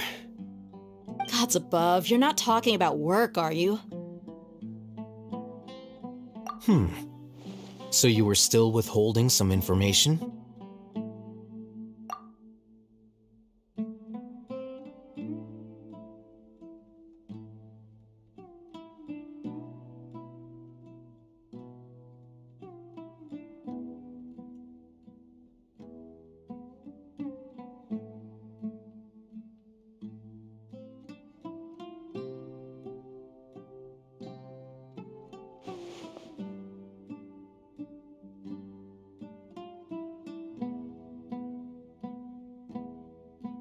Even though we lived through all of this firsthand, it still feels super surreal to hear you talk about it again. What a whirlwind of a story. I felt like I was holding my breath the whole time. It seems like there will be more issues to face in the days ahead than I'd anticipated. Still, now's a good time to make our next move. Now that Ramon's joined us, we'll be an even stronger team. It's time to make a plan. Indeed. These events are a flagrant transgression of the rules in every sense. We cannot allow it to continue. So, everyone, are we on the same page? Crush the sages and rescue our god. That is our ultimate goal. Well, let's brainstorm a little more about what other resources we can draw on. The next time we gather here, we must have a solid plan. Yep, it'll work out for sure.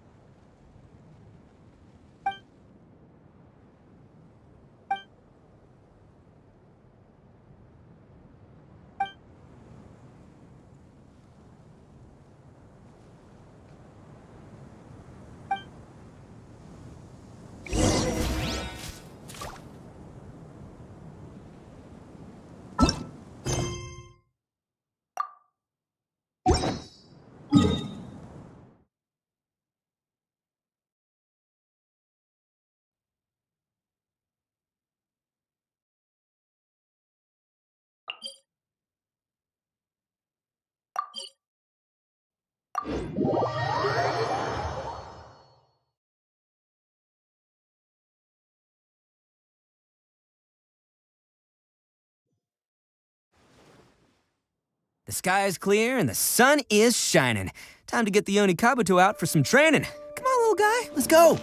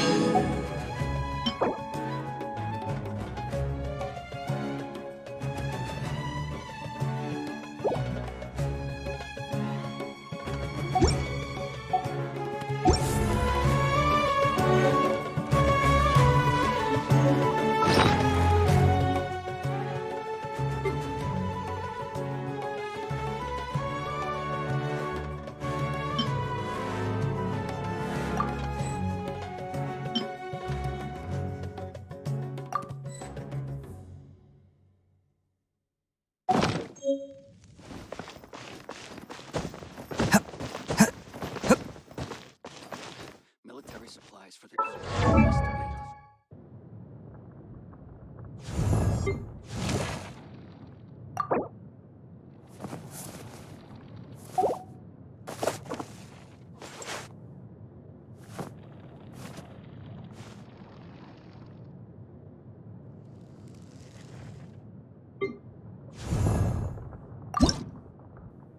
Osmanthus wine tastes the same as I remember.